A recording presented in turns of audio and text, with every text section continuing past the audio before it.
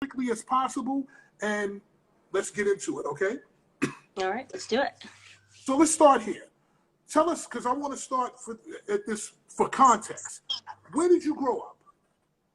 I grew up in Stamford, Connecticut. Okay, in Stamford, Connecticut. Tell us about how you grew up. What kind of experience was it? Like, I know Stamford is Papa's Pizza and some of the clubs and stuff like that. That's how I know it. How do you know Stamford?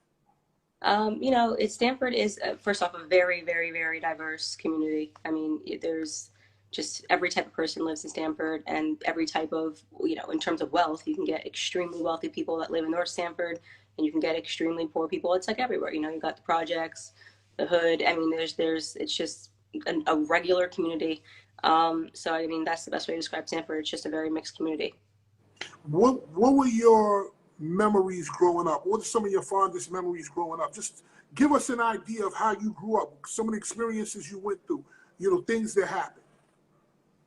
So I would say I had a very split childhood, because when I first grew up, like my first 9 years of my life, I grew up on the bad side of town, and me and my sisters shared an apartment, shared a bedroom in a tiny little apartment that was roach infested. The towers, you might know them because they're pulling them down now, but there used to be the round towers right when you get off the highway. So we lived in one of those. And then when I was in third grade or fourth grade, my grandparents came over and were just like, this is not how we want our grandchildren to grow up.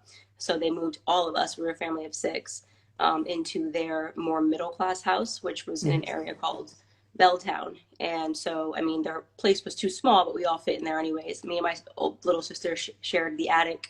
My parents lived in the basement. But it was different, very different, even in terms of living in their household. There was just a lot more rules. My grandfather is deeply religious, as was my grandmother before she passed in 2013. So I kind of saw, in a way, two different lifestyles in the same town. But I would say my fondest memories growing up would be growing up with my grandparents and my granddad, who's from the South, Fayetteville, North Carolina. Just make us a big Southern breakfast in the morning. Grits, pancakes, eggs, bacon, sausage, study the Bible, me and my 3 siblings. And it was the highlight of every single day, so that was probably the best childhood memory that I have. So you did live in the hood, but did you really remember living in the hood? Was it like, do you have any real memories of living in the towers and stuff? Do you have any of that? Or was it just like, you don't remember? Of course. I mean, yeah, it's a weird question that people ask that. Of course, I remember my childhood. I mean, that's where I started my life, you know what I mean? And it wasn't just like this was the only piece of me being exposed to the hood. I mean, my whole family, your cousins, when you go see your cousins over in the Bronx and White Plains, wherever, I mean, this is my family, so my family didn't have any money. I mean, that's just what it comes down to. And so I don't think you can, I mean, it's rare that you would have any Black American that would say that they have, they've just grown up in wealth. And even when we were living in the middle of town, like we weren't a rich family. It was my grandfather, who had worked really hard his whole life. He started his life on a sharecropping farm, and him and my grandmother bought that house, and that was their dream, and that was middle class.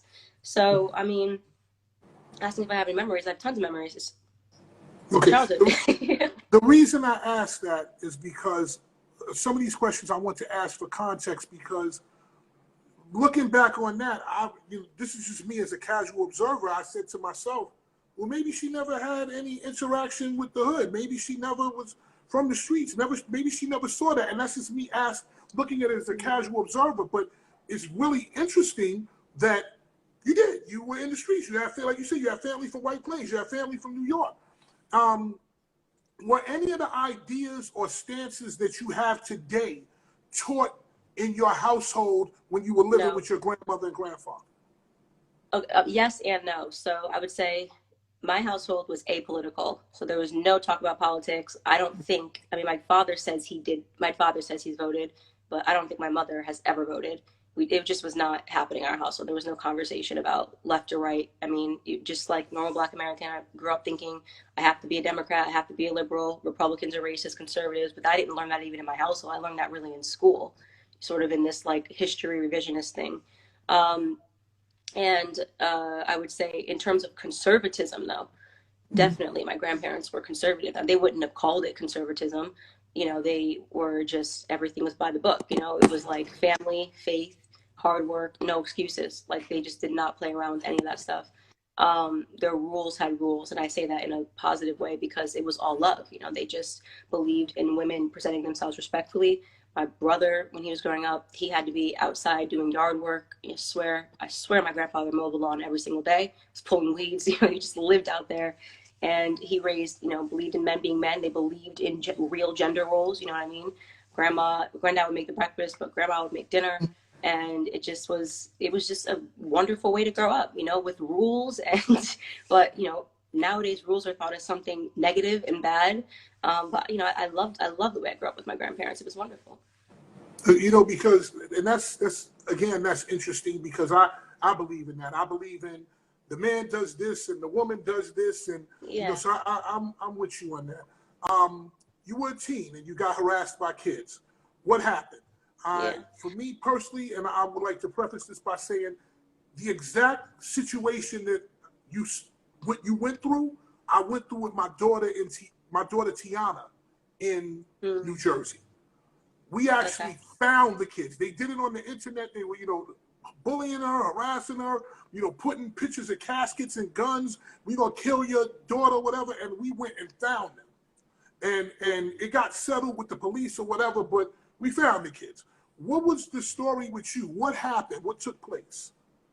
Yeah, it was crazy, you know, before we even get into the story, watching people try to take the story as if it's something that I tried to hide or bury when I gave a TED talk on it. I mean, the internet is just fucking stupid half the time. You know, I'm just like, she doesn't want you to know this. I did a TED talk on that before I even got into politics. So like, you can look up Candace Owens TEDx talk, and I explained everything that happened. And it was such a big part of why I am the way I am, actually. And I mean, so it's a very long story, but I'm going to try to compress it just down to what you need to know, which is basically, I had a friend, and he and I were best friends, like literally best friends. He was not into me at all sexually. It was not like that. He's now openly gay.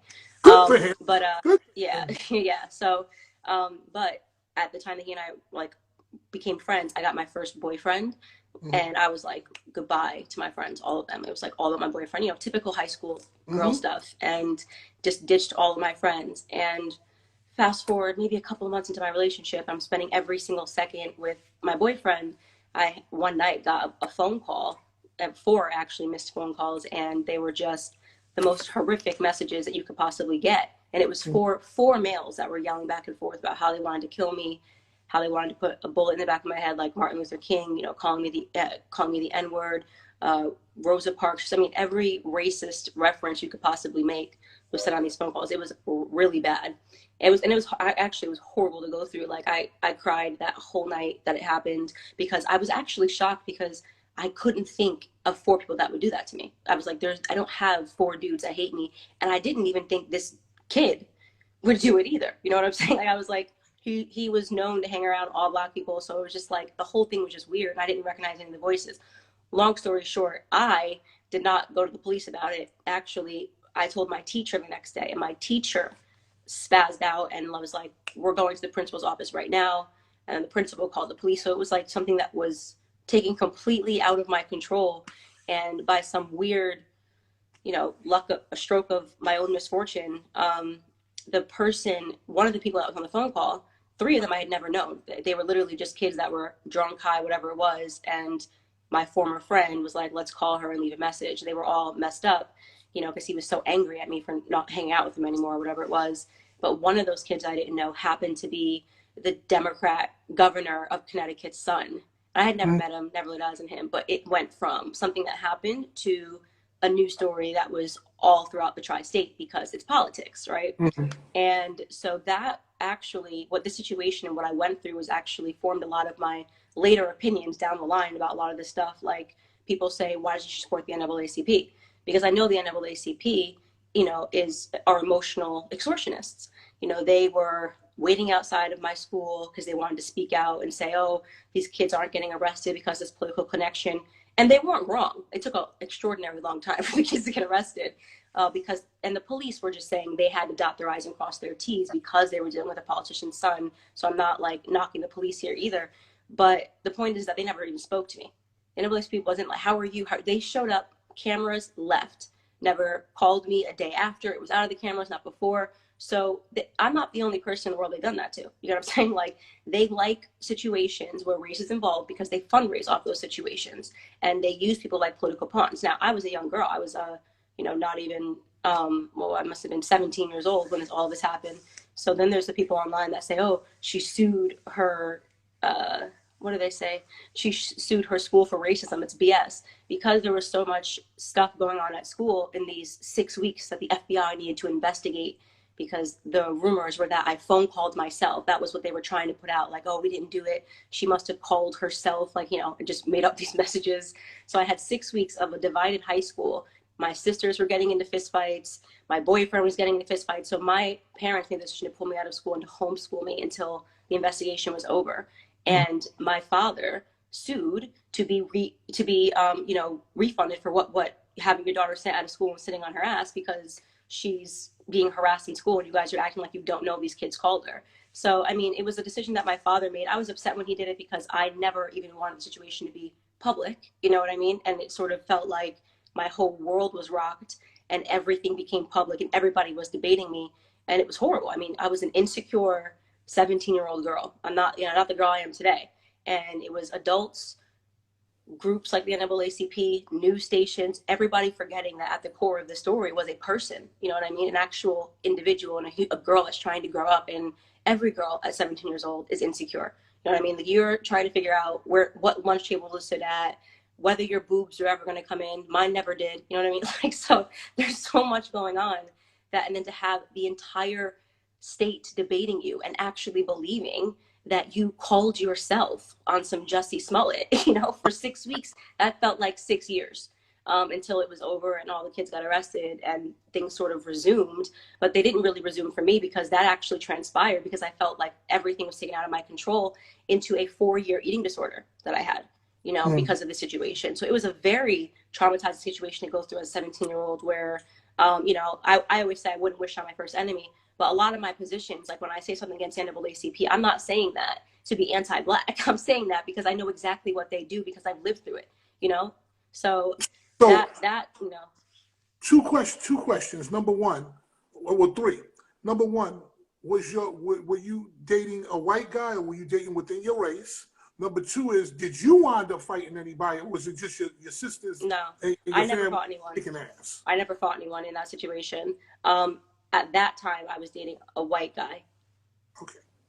Yeah. Okay. So my secondary question is, have you ever dated anybody Black, or you yes. never dated? And that's the craziest thing because I'm still friends with all of them, and so they're reading this stuff like, "Oh, you don't date Black guys?" Yes. I've dated 4 Black dudes, but just just so we can get the record super clear, I started my life out on a strong Asian kick. So okay. My first boyfriend was Japanese. My second boyfriend was Korean. My next boyfriend was Black, and then he cheated on me. And then I had, but we're great friends. We're great friends. He's like family to me. But it was messed up how he did it. How I found out about it at a basketball game. Like, I'm cheering for him with his mom, and I found out because some girl wanted to beat me up. And I was looking at the bleachers. I saw this Black girl get up, and she's like, doing all this. So I'm like, oh, it's about to be a fight. So I'm like looking back at her. You going to I was about to get beat up. Right. Whole other girlfriend. But then I dated another Black guy. A third Black guy. I dated every race. I dated a Jewish guy. I have never, like, my parents, the way they raised us, I've just never been a person that is it. The only race that I'm not into, and I know this sounds bad, but I'm saying I'm just not attracted to, is I've never been attracted to Hispanic men. No, listen. Well, you can't try it out now because you're married, so you can't try it out. It's a wrap for you. It's done. My question about the NAACP, you're telling me that no one ever came, because the way that it was positioned in the news was like they were lockstep with you, hand in hand, and they kind of brought this verdict and this payment in for you. That is not the case? No, they had nothing to even do with the lawsuit at all. So that's what's crazy. They had nothing to do with the lawsuit at all. All they had to do was the press, right? So they were there, press, giving wanted to give a statement literally outside. When I would be walking outside of school, they'd be waiting outside of the front steps with the press in tow. So they never spoke to me. There's not a single person who can say they ever had a conversation with me except for a photo op outside, to look like they were talking to me when I was walking outside of my school. So, I mean, anybody trying to tell me that I have to think the NAACP is a good organization, it's just no, negative. You know what I'm saying? And Absolutely not. They're and that, extortionists. is that the thing that kind of started you moving to the right? Because at one point you were a card carrying No, Democrat. On the left, you had the no, degree I was one. never a Democrat. I was You never a were never a Democrat. Democrat. This is all rumors. The internet Okay, so knows you tell absolutely me. nothing. You Yeah, tell me. I was You never a tell. Democrat. I was apolitical, but I felt if you had asked me on the street, like doing a poll, what party do you support, I would have said Democrats, and I thought I was a liberal. I believed in the narrative, the narrative, Republicans, conservatives are racist, and everywhere that Black Americans are helped, it's because of the Democrat Party. We owe them so much. So I bought into all of that, not just in high school, all through college as well, all, beyond college. So I was solidly considered myself to be a liberal. What that situation did was it gave me clear eyes about the press and what the press is after and how they will spin something, sell stories, and it gave me clear eyes about the NAACP, but it didn't transform my opinion about it. Had nothing, it wasn't political for me, you know what I mean? Like, I still thought Democrats were the good guys. So that whole rumor about me being a Democrat, I've never been a registered Democrat in my life, ever. Okay, so I we're had gonna. never voted because I was apolitical. I'm gonna switch and change my line of questioning. Not my line of questioning, but I'm gonna ask you if it was true or not, and then you can just tell me the truth or dispel the rumor. What was the event or sequence of events that started you on the path to leaning conservative? Yeah. So, I mean, first of all, it just took me actually studying politics and learning about what the positions actually were versus the caricature of what the positions were versus the, like, what we all think, versus I had to stop thinking and start knowing, right? And obviously, when I started getting very interested in politics was when Trump came down the escalator, and at that moment I was hoping Bernie was going to win. So I was on the Bernie Sanders train, and Trump came down, and I was like, no, this guy should never be president. Like, that would, he's a TV show. I mean, just all of the stuff that we all said when he came down the escalator. And it's fine. He knows this was my position. We're cool now. But my perspective was just like, it would be a joke if a reality TV star became president. That was really what I was so um, against. But then the weird stuff started happening where, as opposed to just saying he's not qualified, the media just, he's a racist, he's a sexist, he's a misogynist, he's incestuous, he's a rapist. I'm like, whoa, whoa, whoa. First off, I grew up listening to hip hop. Everybody liked Trump. Trump was Mhm. at the parties. Trump was hanging out with Diddy. He was in music. Beyonce and Jay-Z wanted to be sitting poolside at Mar-a-Lago. So you have to take me for an absolute fool if you're going to tell me that you just found out today when he announced he was running for president that this man was literally Hitler and wants to send Black people back on slaves. So first off, I'm just not that stupid. I'm not that emotionally, I'm just not emotional, silly putty like that. Fine, if you want to if the media had stuck with the line of like, he is not qualified, they would have had me. They went way too far, too fast. I mean, at one point they were saying this dude was incestuous and wanted to date his daughter Ivanka. I mean, they just would not let up. And so, I got conservative curious, as I call it, and started being like, okay, well, all those people that I used to call Uncle Toms and Coons, have I ever actually listened to what they said? Have I ever actually sat through and watched an interview what they said, or do I only read headlines about what they've said? And it's obviously, the irony here is that now this is what's done to me. So all those years of me calling all those people Uncle Toms and Coons, I get to have it back, like, times 3,000. But so I picked up a book, and the first person I started reading, and if you are a Black person and you are watching this right now, I beg you, if there is just one book, turn off the TV, that you should read that will transform your life and you will never, ever, ever be able to unsee it. It is Thomas Sowell's Intellectuals and Race. Sowell is spelled Sowell. He's Mhm. a Harvard economist. He's in that group with like Condoleezza Rice and Walter Williams. I mean, just Shelby Steele, really just the brightest Black Americans that are breathing, and they are rejected from their community. And I read that book, Race and Intellectuals, and I just went, oh my God, my entire life has been a lie. Like, I finished that book and I was like, and I couldn't get enough. And I then went after Larry Elder, and he is just like You can't watch Larry Elderman. He just smacks you with facts all day. And he talks about how he has challenged Jesse Jackson, Al Sharpton to debate his entire life and they won't do it. And I'm thinking, I wouldn't debate you either. He's just way too smart. This man's like, he's got like a photographic memory.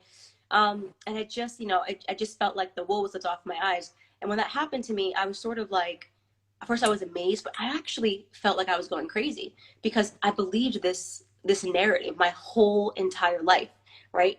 And so it'd be like, wake up one day and somebody's like, hey, Scoop, up is down and down is up. Actually, I know your whole life you thought, no, it's all different now. It rocked my world. And I felt like I was going crazy. And I really went through this period of cognitive dissonance where I was like, am I losing my mind? Like, am I having an awakening? Like, it was crazy. And, I just spent so much time reading. I read so many books and I sat there and I wondered, did I ever learn anything? Did I learn anything, or did the school system just want to emotionally manipulate me to believe a certain narrative? And then after feeling like I was going crazy, it morphed into an anger, like a fire in my belly where I was like, no, I have to go. I have to just do it better than anybody else has ever done it. I have to be out there saying this until Black America gets it, because we're all being robbed of our lives. And we've been in this rut forever. We're convinced it's because of racism, and it's all right here. It's all, when I say right here, I'm saying I'm holding this in this book, holding it in this book. I feel like, just like holding the Holy Grail, and we've been duped and lied to, and we've been, taught to buy into this victim culture. So that was kind of when I said I got to start making videos. So here's my question. When you found out all of this stuff where Trump was being called misogynistic and incestuous and all of that, was that during his campaign, or was it when he became president? Because I want to during his campaign. During the campaign. Okay. During his campaign. And then it was like, I remember, because he came on the escalator like beginning of 2015 or whatever.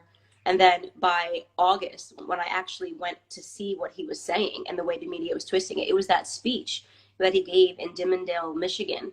And I watched it. I watched the words come out of his mouth where he gave all the statistics of the 1,000 ways that Black Americans are losing right now. He talked about our rates of poverty, our rates of crime of blood. And he said, Black America, what do you have to lose?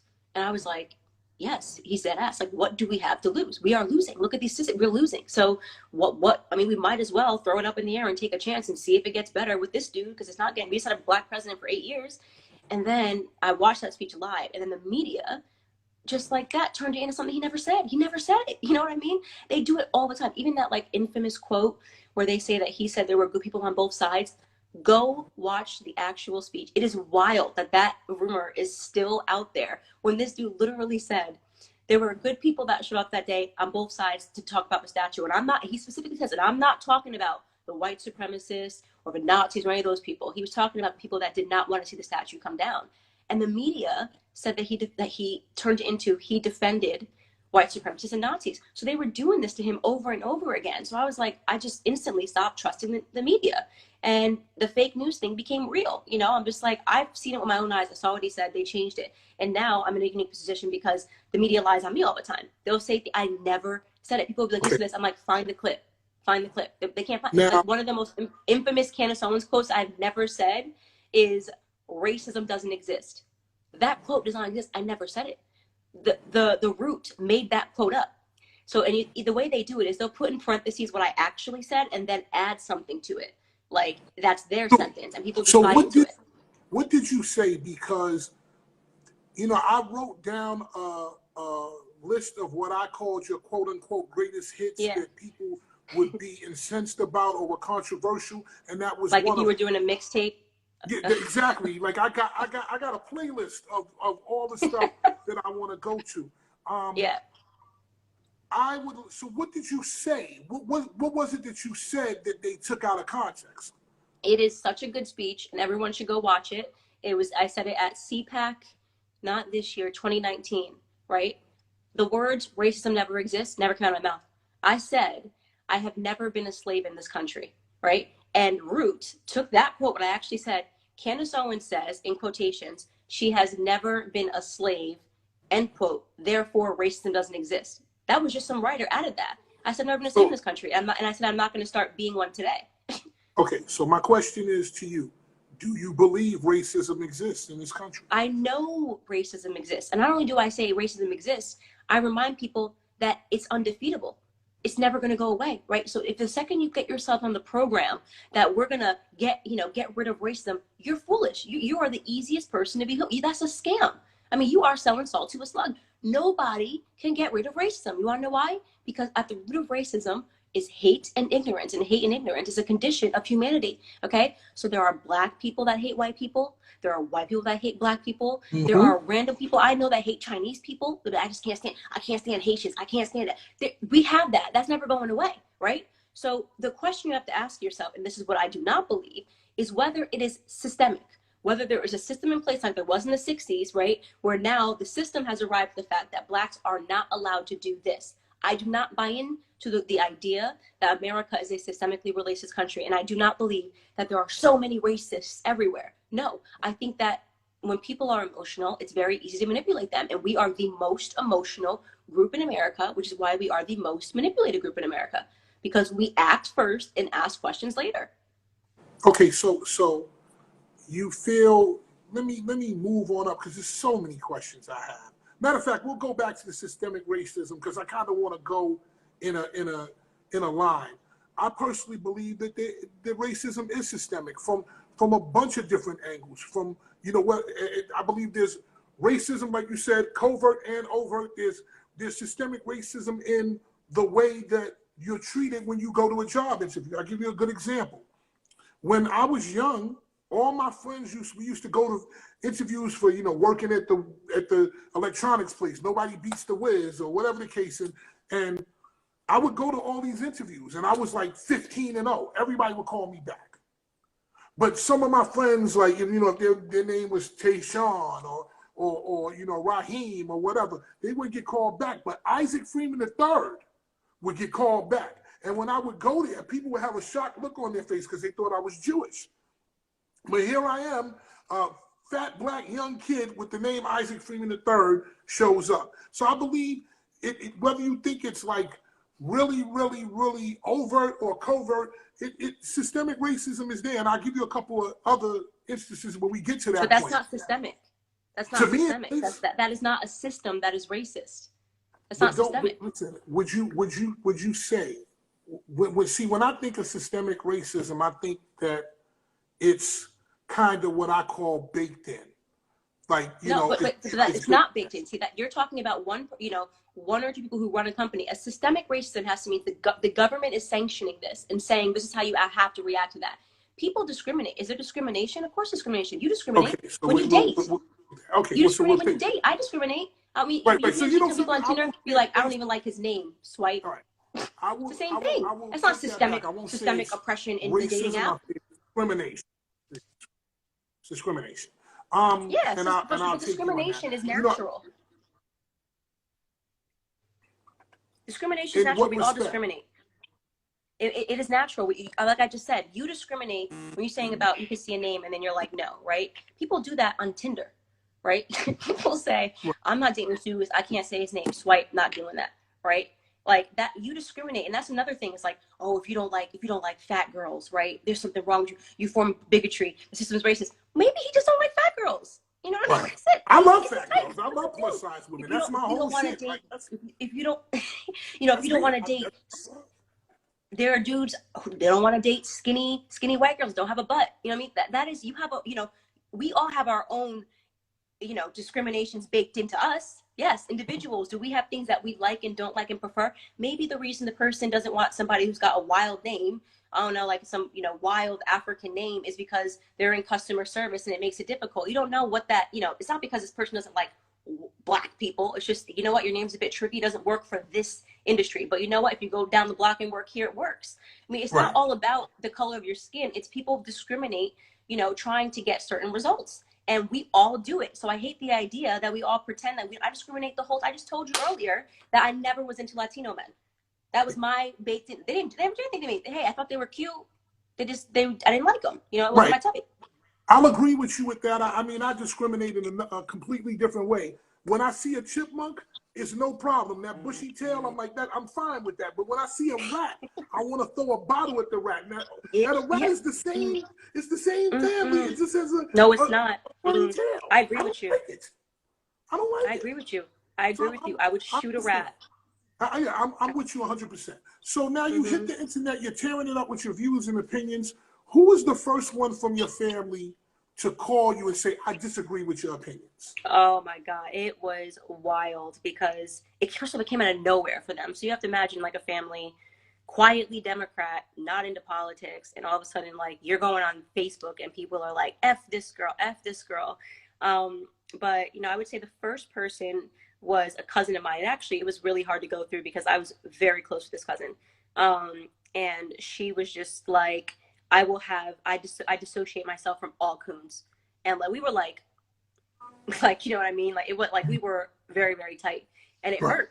It definitely hurt, So that would have been the first relative that boldly declared something like that.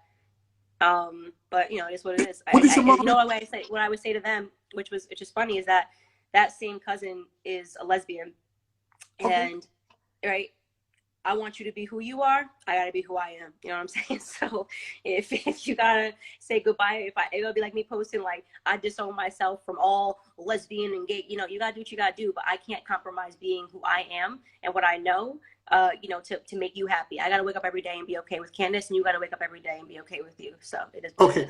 So what did your mother and father? What did your grandmother and grandfather say? What was their point of view? Where did they stand with it? Well, my grandmother is dead, but she's totally on my side, up in heaven. And my grandfather is like, he and me are twins, essentially. I love that man so much. We are the exact same person. I dedicated my upcoming book to my grandfather because I just have his spirit. His like, no nonsense, no bullshit, hard work, don't care what anybody else says, a little bit stubbornness. So he's just proud of me. He said to me, he retired back to Fayetteville, North Carolina. And he actually purchased the sharecropping farm that he used to work on when he was a little boy. Wow. And yeah, his story, that's the American dream, right? Like he grew up in real segregation, the real KKK, spraying bullets in his home. And he said to me the other day, he said he walked into a flower shop and he was buying flowers and they had his last name. And then somebody brought me up. And he said, oh, that's my granddaughter. And he said, I've never been hugged and kissed by so many white women in my life. The whole flower shop came and just said, thank you for what she's trying to do, like to fix race issues. The point is that my grandfather is, extremely proud of me. My cousins, my dad, my sisters, my whole family, we are in a massive group chat. And trust me, I hear it from them. Trust, you know what I mean? But have any of them hopped out on social media and said, I'm not with you. I'm not this. No. My sisters actually got off of social media because it was just like, every time you log on, someone's saying something about your sister. It's just not, it is what it is. Like I'm very, very close with my cousins too, Nate and Randall, and they're like brothers to me because we, cousins in the Black family, like you grow up like brothers and sisters. And they're like, it is what it is. Like that's my cousin. It's something, and they'll tell me when they disagree. Like, okay, you could have done this. My dad, for example, with the George Floyd video, he was like, I don't disagree with what you said, but I disagree with your timing. Like you could have waited, blah blah blah. So like they are always, saying stuff to me, but they do it in our private family chat, and we'll bicker. And then my cousins will come in and be like, oh, I had police officers when I got pulled over. They let me hear it. But we're family, and it's good because that's how it should be. You should be able to have a conversation. People, we demonize each other so much, and we don't even allow conversation in the Black community. Like this is not even supposed to happen right now. You know what I'm saying? Like I can hear you disagreeing. It's okay to disagree, but to say you can't even have a thought like that because you're Black, that's crazy. Well, my question was going to be, I have a couple of questions. I do, and that was going to be later on in the interview. I do agree that, because what I gather from you right now, talking to you on this chat, is that you're very intelligent, you're very mild-mannered and good. Like I can't be angry. I'm not saying I wanted to hate you coming in because we had conversation. I don't want to hate anybody, but I know there's people that want to hate you, and I think that just from hearing you talk like this, they can't hate you. But my question and my thing that I was going to ask you was, do you think that you it's bad timing. You know, when you say some of these things, you know, George Floyd's body wasn't even cold. Do you feel that? Do you feel that some of the things that you, when you say them, it's bad timing, it's insensitive? Mm. Do you think that you could work on some of those things because maybe the message is getting lost in the Mm. lack of sensitivity and timing? Now, could you agree with that? So, like I said, my dad, that was his thing about the George Floyd thing. He's like, I agree with everything you're saying, but I think your timing is wrong. You know, it's insensitive, like with the death having just happened. And my point is my timing was right because I knew this death was going to transform into more black men dying and shit being burned down in our neighborhoods and black people being set back another 60 years. Right. So there is no right timing when we're being lied to and there's a deceptive narrative out. The right timing is now. I saw the way people were going to react and were lying and putting all this stuff out. And I said, you know what? I'm going to interject with a whole different narrative here because I already know where this is going. I've just been speaking about this for 3 years. I've been warning the black community for 3 years in every speech that every election cycle, they will focus on one death, okay? Get black America to act crazy, okay? And then go out and trash their own jobs. I mean, who do you think works at the Target, you know, in the hood? Who do you think, whose neighborhoods? You saw those people crying. My company, we raised $100,000 to give the black business owners. You know what I mean? You raised what? This is the game. Hold on, stop 1 second, because I need to hear that. What did you just say? Like Blexit, my company, my minority-owned company, we raised $100,000 to and gifted it to black businesses that were burned down. You know what I'm saying? The thing is people don't realize how I move. I don't move like while people are busy out here trying to turn George Floyd into a MLK the third. You're right. I'm actually trying to uplift the black people that were doing the right thing. You know what I'm saying? The people that had businesses. I mean, these people, we called them to give the money and we did not go on news talk about it. We didn't want any press about it. We didn't, it wasn't even about that. Crying, like saying, this is all I have in my life. You know, me and my wife, we pulled together our resources. There are black people that are doing the right thing every day, right? And they're not going to be buried in gold caskets, right? They're not going to, nobody gives a damn that their businesses and everything that they worked for were burned to the ground, right? Because that's it. The media gets us upset, we react, and we pay for the reaction. Okay, it's so always, it's cyclical. I want to say two things. Number one, I am in complete lockstep with you when you say that we should not burn our own communities because that's where we buy our products and that's where we get our services. If you burn that down and you don't have the proper transportation to go somewhere else and get your products and services, you are out of the mix. Also, when you hop into somebody else's community and they don't know you, we now are back to that racism and that, like, Karen calls on you kind of culture. Let me just say what I got to say that a lot of us experience. But here's what I do say that I do disagree with you because I'm going to say something to you. I looked at your Instagram. I looked at your Twitter. I researched you. There are things that you say that are absolutely brilliant. But then there are things that I don't agree with. I personally believe, because you just said they're trying to make him Martin Luther King III. People are not trying to make George Floyd Martin Luther King III. People feel like you feel, and I'm just telling you, and you can reply to me, that you and other people think that, he is a martyr for us. And the thing is that I want you to understand that black people, we didn't make him a martyr. Derek Chauvin made him a martyr. Derek Chauvin made him the face of an entire movement. We didn't do that. Let's just say, here's the thing, because I saw your tweet, and we're going so far all over the place that I'll just talk about stuff when it comes up. You said that he was on fentanyl and, he was, whatever happened, his record and 9 checks. Okay, that may be the case, but none of that had to do with anything that took place on that day. Number two, if he hold on, let me just get it because I'm going to let you respond because we have a good back and forth here. Had he been high on fentanyl, all they had to do was put his arms behind his back, throw his punk ass in the back of the car. Listen, I understand y'all might have pulled him out and his head hit the his head hit the ceiling or whatever, fine. You throw him in there, you process him, and he be coming off of his fentanyl high today. So my thing is, what he did in the past, whether he was an armed robber or he put a gun to somebody's stomach, it didn't have to do with the fact that he got killed summarily by the police. That's the only thing I disagreed with you with. Yes, people could say he was a criminal. People could say he did bad things, but it didn't have anything to do with the day in question. Do you agree or disagree with that? And go on and slide your head. I must have said 12 times in my video, he did not deserve to die, and I'm happy that Derek Chauvin is paying for that.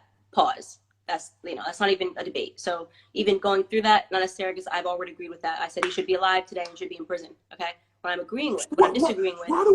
Why can I not find these things on the internet? In the same exact video that I watched, I mean the same exact video that I did that went viral, I said that. I started off with that.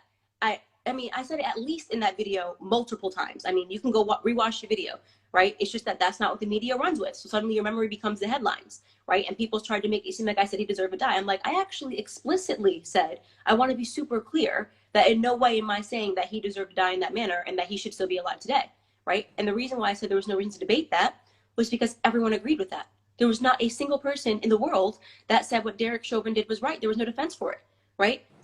What I am disagreeing with is the idea that this man should be painted in murals, should be called a martyr, should be called a hero, okay? That the woman who had the gun pressed to her stomach should have to watch this bullshit. I am sick of Black America uplifting criminals. I'm just tired of it. You can say this man didn't deserve to die without throwing him a 4-day televised funeral, without asking a vice president to send a video, okay? He traumatized Black American communities throughout his entire life.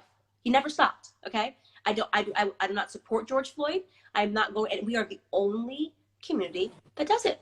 You will not find, you go to find that white guy who spent 9 stints in jail and prison, who white America is and you know more white people are killed by police officers than not. They throw their criminals away. They have no time for Jewish people. Same thing. You know what I'm saying? I'm not saying that they would be out there not saying, okay, this little boy didn't deserve to die. They might say that statement. They're not doing what we did. This shit is way too extra. Okay, it's ridiculous. Take your kid out of this George Floyd t-shirt. This is not his idol. We got tons of good people in the Black community. This wasn't one of them. Okay, and that is my thing, and I stand by every single word that I said. Okay, I think he was a horrible human being who did a lot of shitty things to a lot of people throughout his entire life. Okay, you spend your whole life traumatizing the Black community, and you want me to be out there crying? No.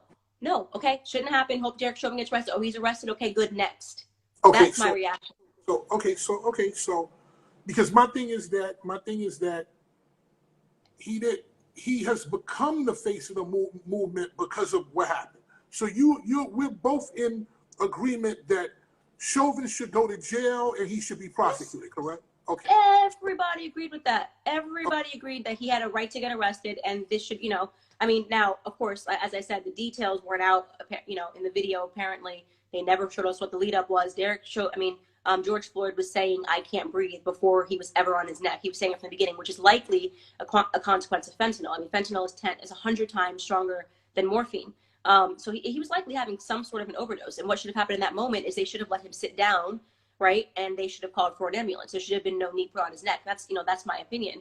I think they made a terrible decision by upping it to second-degree murder because they're not going to be able to prove that. And they should have kept it at manslaughter. But because they always respond to the media and they don't do what's right, it's actually very likely Derek Chauvin's going to get off now because people hyped this to a point that they went for a charge they're not going to be able to prove in the court of law.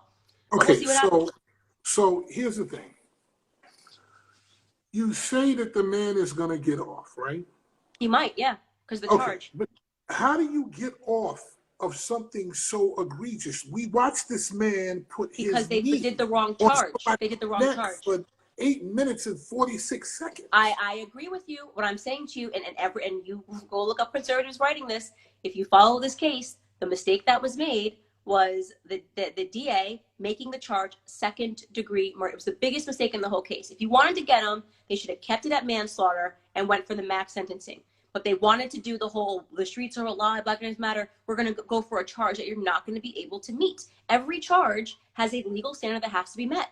Okay, it was foolish. It'd be like saying we all just watched Candace steal a candy bar, right, live on television, and now Mm-hmm. the DA, because everybody's upset about it, is charging me with something else that they're not going to be able to prove, like automobile theft. It was just stupid. And I'm sitting here Okay. like, and this is because people are not educated about the law and don't understand legal stipulations that have to be met. We're going to see the same reaction when he likely gets off because there was a charge that they cannot prove. And Okay. I say, I'm like, why did they do that? Why did they do that? Why did they do that? So here's the thing. I am not. I am pro police. Okay, but I am anti police brutality. I am anti no accountability. I am anti police officers not being punished properly. I'm anti police that do not stand up and police their own kind, because the thing that's scary about this is that the police are the people who are supposed to protect you. So who protects you from the bad guy when the bad guy is the person who's supposed to protect you, right? So just follow me with that. Why we watched someone get brutally murdered? How is there any way, regardless of what the guidelines are, what the charge is, that somebody walks away from that? And what is, in your opinion, what is the message that America is going to receive when you watch a man kneel on somebody's neck for 8 minutes and 46 seconds and they walk away? What is the message? Because people don't know how the law works and they only know how emotions and reaction works, they're going to say it was this tremendous thing that happened because of a system, that was white or something racist, even though the person they switched, everybody involved is black now. They're still going to blame the system and say it's because of systemic racism or something like that, because people aren't educated and they just don't, everybody responds to emotions, nobody responds to facts. There are multiple articles of lawyers saying that the worst thing that was done in this case was upping the charge to second-degree murder. It shouldn't have happened. That's what people should be outraged about now. They should say, no, change it back to manslaughter because we want this guy to serve time in prison, right? Okay. So I know what's going to happen. I'm telling you that it's going to be misconstrued into a race thing when you have to charge people with what you're actually accusing of. If he's not guilty of something, he's not guilty of something. You can't just say that he's guilty of second-degree murder. There's a legal standard that has to be met, and it's not going to be met in this case, in my opinion. And just in my reading and watching all of the legal assessments, understanding Georgia law, it was foolish, but they had to do it because there was pressure from the black community who just wanted the biggest charge, which is not how our legal system works. So there's that. So what do we do? Because I'm trying to figure out now, what do we do? Because there's no way lower the charge. There should be demands to stop doing things because the community is upset, and do what you say. We want you to do whatever is going to ensure that this person serves time. Okay. That is what should be asked. Not I want him to be charged for the most egregious thing on the no, just what is going to ensure that this person is going to serve time. I'm not a legal expert, you are. How do we do that, right? And that's the truth. But people are always in their feelings, and they're going to be in their feelings a few years from now when this case doesn't go the way they want it to go. Okay. I don't have horse in the race. I don't, I'm not really, like I said, I'm not really, it is what it is, because I know what's going to happen. So it's just like, just waiting for it to happen, I'm going to tell you, that's going to be one of the most explosive moments in American history. If you think that Rodney King was some shit, wait until we see that. Now when that happens, well, the person that people should be rioting against is the person that upped the charge. Okay, so here's my question to you. When that happens, in Candace Owens' mind, what is the next thing that needs to take place for black people to be able to get some justice or be able to make a move that will resonate with the lawmakers to make sure that we turn this back? Their appeal or something. I want to know what you think should be done. I mean, I think honestly, I'm just not that emotionally invested in the George Floyd case, so I'm the wrong person to ask this. You might be up and screaming like it's Rodney King time. Not me. Like I said, not my hero, not my martyr. I don't have any emotional investment in George Floyd. But my response outside of George Floyd, like, what should the black community be doing about anything that they feel well, first off, it's educating yourself, because you'll feel a lot less bothered by all this stuff if you just know the facts. And the facts are that Black Americans are not being targeted by police officers. You know, white Americans are 25% more likely to be killed by police officers. That'll calm you down. That'll make you go, why aren't the news people telling the truth about this? Now, if for the 9 times a year that it does happen, it's bad, right? The 9 times out of, millions of interactions with police officers, there are 9 times a year where an unarmed Black man is being killed, right? And okay, that's bad. You know, what are you going to do about that? It kind of goes back to my argument that I said to you when I say it's like trying to fight an argument saying we need to end racism, when you're never going to get people to not be racist, because racism is always going to exist because it's about humanity. Well, another part of humanity is that you're always going to get in every profession somebody who's doing something they shouldn't be doing, right? If you get it down to 0.00004% of the time, which is what it is in police circumstances, that's how many Black men unarmed are killed by police officers, 0.0004% of the time, you're doing pretty good. That's damn near perfect, right? And so, you know, you're way more likely as a Black person to be killed by a doctor than you are by a police officer. I don't see the streets alive burning down hospitals. Now, that's because a part of humanity is that some people suck. You can find murderous accountants, okay? If you actually wanted to play the game and see across every statistic where we're most likely, that you'd be shocked. You'd be like, oh, we've been attacking police officers, but it's the damn accountants that are killing us, you know? Because human beings are human beings, okay? And human beings are allowed to step into any profession. So if you're trying to get better than almost perfect, you're fighting an uphill battle, right? It's never going to be won, but your emotions are already bought, and you're going to keep burning down your own neighborhoods. And it is what it is, you know? That's what I can say to people. Okay, so realize it's a narrative. Here's what I think.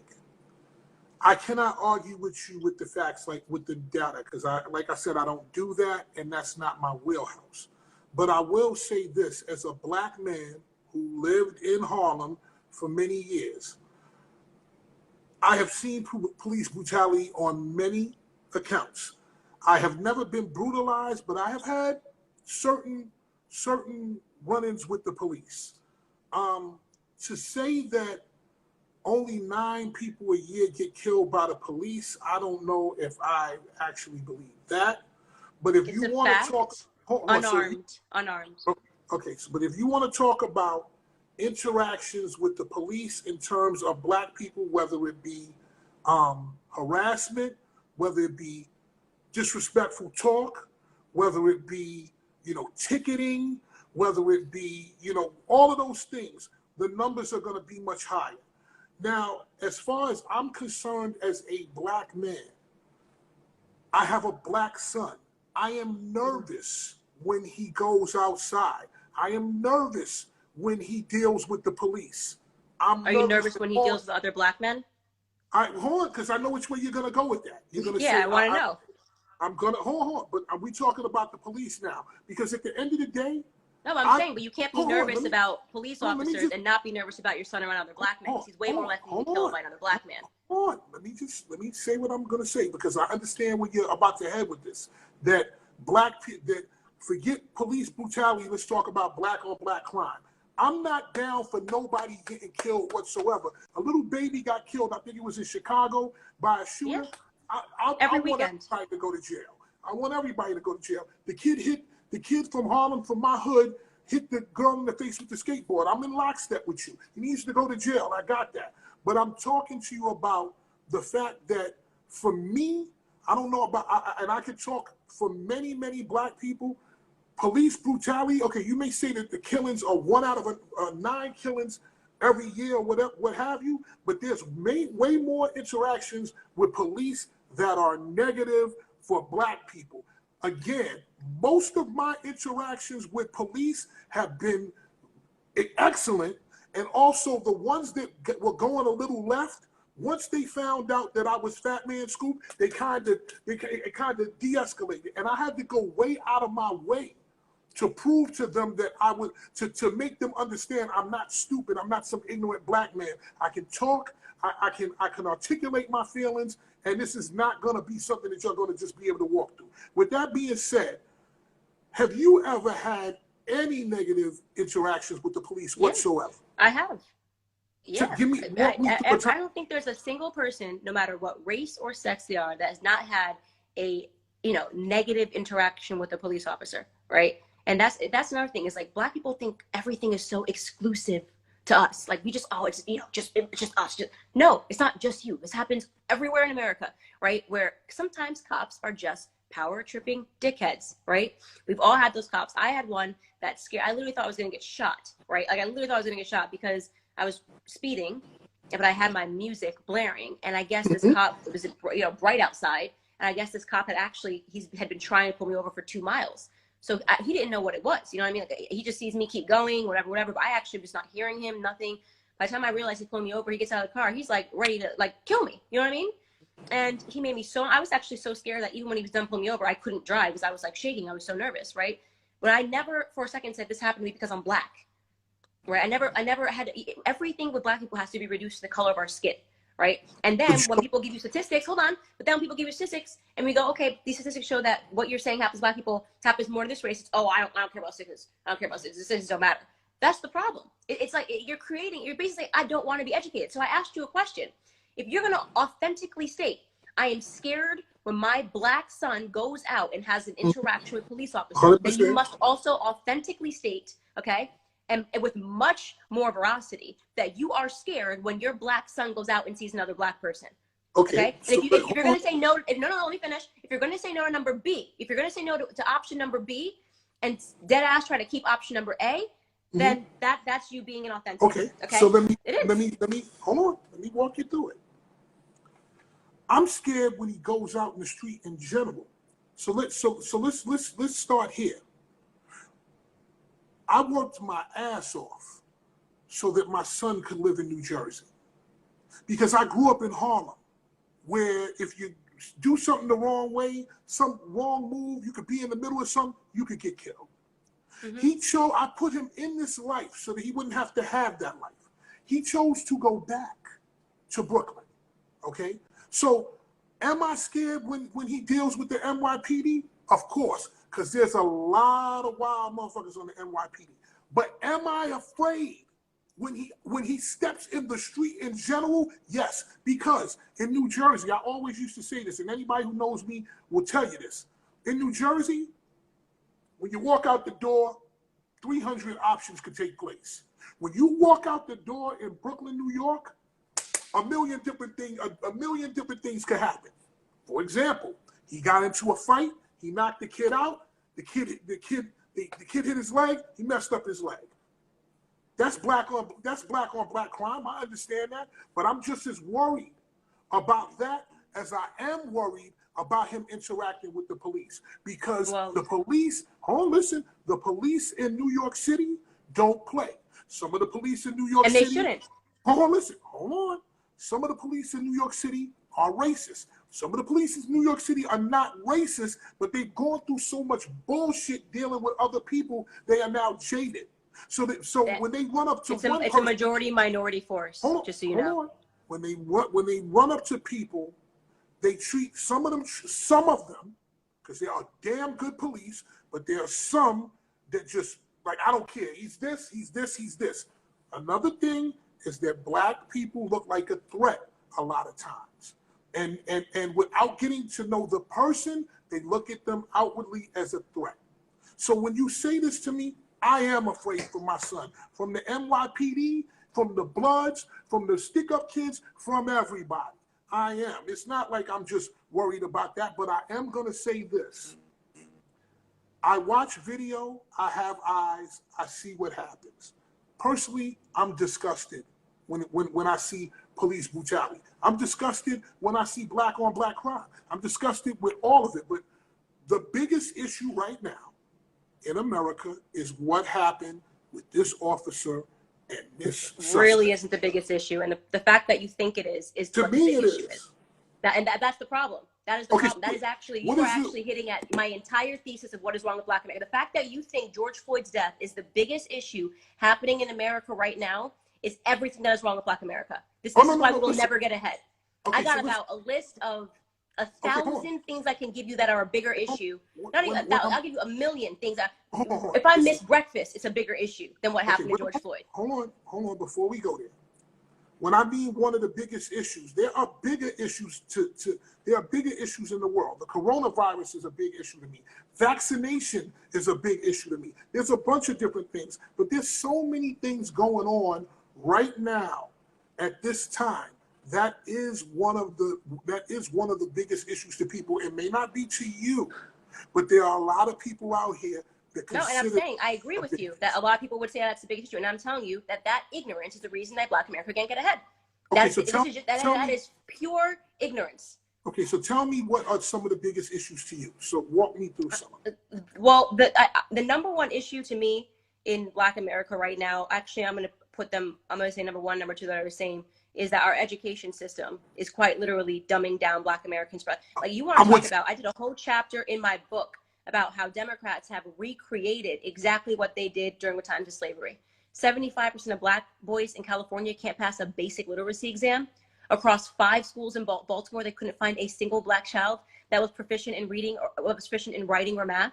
Do you understand what's happening here? You want to know why Black Americans watch images on the screen and accept that to be reality? It's because they're not educated, right? We have been selectively and intentionally dumbed down, because then they know that they can feed us culture, right? Get a bunch of celebs, people like LeBron James, who, by the way, incredible talent, not an educated man, okay?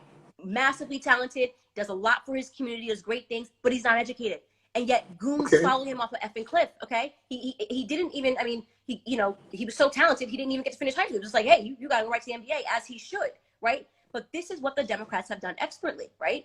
They're dumbing you down in school, telling you to follow your uneducated idols, right? And you're sitting here saying the biggest issue is because, well, everybody's saying this. No, it's not the biggest issue. The biggest issue is we are literally being intentionally dumbed down, okay? The biggest issue is that the reason why we have the highest crime rates out of any community, bar none, okay? Black Americans are the most murderous community. It locks up with the fact that they systematically broke apart our families by incentivizing bad behaviors, okay? The biggest issue are father absence. The fact that men are not growing up with men at home. You want to know why? The biggest issue is our culture, that we celebrate, you know, I mean, I literally wrote a whole chapter in my book about people saying, oh, you don't represent Black America. I'm not trying to represent this Black America. I'm trying to represent Black America from the 1940s, okay? When our families were together, okay? When it was good vibes, when people were wearing suits and looked professional, when people were singing about love, and just my imagination and the temptation. That's what I grew up with, okay? You can keep your you're a bitch, you're a hoe, you're a thought, you're a slut culture until I want nothing to do with that. That is literally us burning our own society to the ground. And by the way, that's not Black culture. That's white Democrat culture, okay? They did that. They did that. I'm not done. They did that by dumbing us down, okay? They did that by putting stupid shit like colloquialisms in our school and telling us it's because they want us to feel comfortable being Black. They knew exactly what they were doing. And now we've converted it into believing it's our culture. It's not your culture. You were trained to do that shit, okay? I don't deal with any of that. That is not me. I want nothing to do with that. And the fact that you think, but you want me to be out there acting like a crazy person for George Floyd? I have nothing for George Floyd, okay? These are the issues that I'm trying to address right now, because we are literally being attacked. Our community is not going to mean shit, by the way. Talk about abortion rates. We're not going to mean shit. Nobody's going to care about our vote. You give it 10 years, and they're already converting now. It's going to be all about the Latinos, because they've already systematically trained us to abort our own kids. Our Black population growth has stagnated, right? We're not going up. It's stagnated, and it's going to go down soon, right? They're lighting up New York City pink because now they can do it at 9 months. They've now made it legal to pull a 9-month baby out of the womb. Oh, I can't see your face. I can't see your face. So I got to see your face. Yeah, okay, yeah. So they're lighting up the city pink, ripping out Black babies. There are more Black babies aborted than born alive in New York City. And you want to talk to me about George Floyd? I don't give a shit about George Floyd. I mean, I don't give a damn about George Floyd. I want him to be following the case. Hold on, listen to what I'm saying to you. Everything that you just said, I personally agree with you. I agree with you. So you don't have no argument with me with that. I cannot say the Democrats are the ones that messed up the schools. To me, you say that's systematic racism.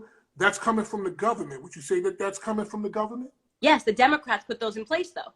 The government is either Democrat or Republican. All those laws, Department of Education, this is all the stuff that Betsy DeVos is trying to undo. And everyone's out here clowning her because she's rich. That's trying to get in school choice. All the stuff that Trump is trying to do right now, and he's being fought because people don't even understand what school choice is. They're literally talking about taking your tax dollars and giving it to you instead of you paying the tax, you being allowed to send your kid to a private school. The Democrats are blocking that. They're telling you not to get behind it. Do you understand your kid can go to the same private rich school as somebody else's millionaire son, and the Democrats are blocking that because they control the public education school system. It is the Democrats that put this shit in place. They're teaching the kids garbage right now, okay? Okay, Why so can't can they I pass a ask you basic one? reading exam? I just want to ask you one question. Then that is systemic racism. Am I correct? Yes, you know what? But you opt into it. Regardless of But no. But it's not racism Republicans. because it happens to white people too. White kids go to the same school, so it's not systemic because they did it. It's like saying welfare, right? So you could make an argument that welfare is a form of systemic oppression because when they announced it, when the Democrats announced the Great Society Act and were like, we're going to give you stuff. I mean, LBJ was the biggest racist. This dude called everybody a nigger all the time. Sorry, that might get bleeped. All the time, behind closed doors, written in the books, like he was an avowed racist. He put together the Great Society Act because he was forced to sign the Civil Rights Act because of all the riots that were happening in 1964. Then he immediately follows the Civil Rights Act of 1964, right, with the Great Society Act. We're going to help you, okay? You just make sure there's no father in the home. We're going to give you money. The government's going to give you money. This created the baby mama culture that we see today. That you want to talk about why black people are so disrespectful? You keep saying, oh, we're disrespectful, we're not respected. No, this is a community of black people that are disrespectful. This is more respectful than black community has ever been. This is not how our grandparents were. They were a respectful generation that had rules. They were strict. We have no respect for anybody now. But that's in our music. You're saying that, but you're in the music community. That's in our music. Disrespect is baked into our culture. You know what I'm saying? This is who we've become, and we keep calling it black culture. No, it's not. This is Democrat white man culture that was created, by a couple of white dudes sitting around in the 1960s. And you think it's yours. I don't. I know it's not mine. So I removed myself. I just want to ask, because you going fast. Like listen, I thought I talk fast. You talk fast. I agree with a lot of what you're saying. You said that all the kids go to school together.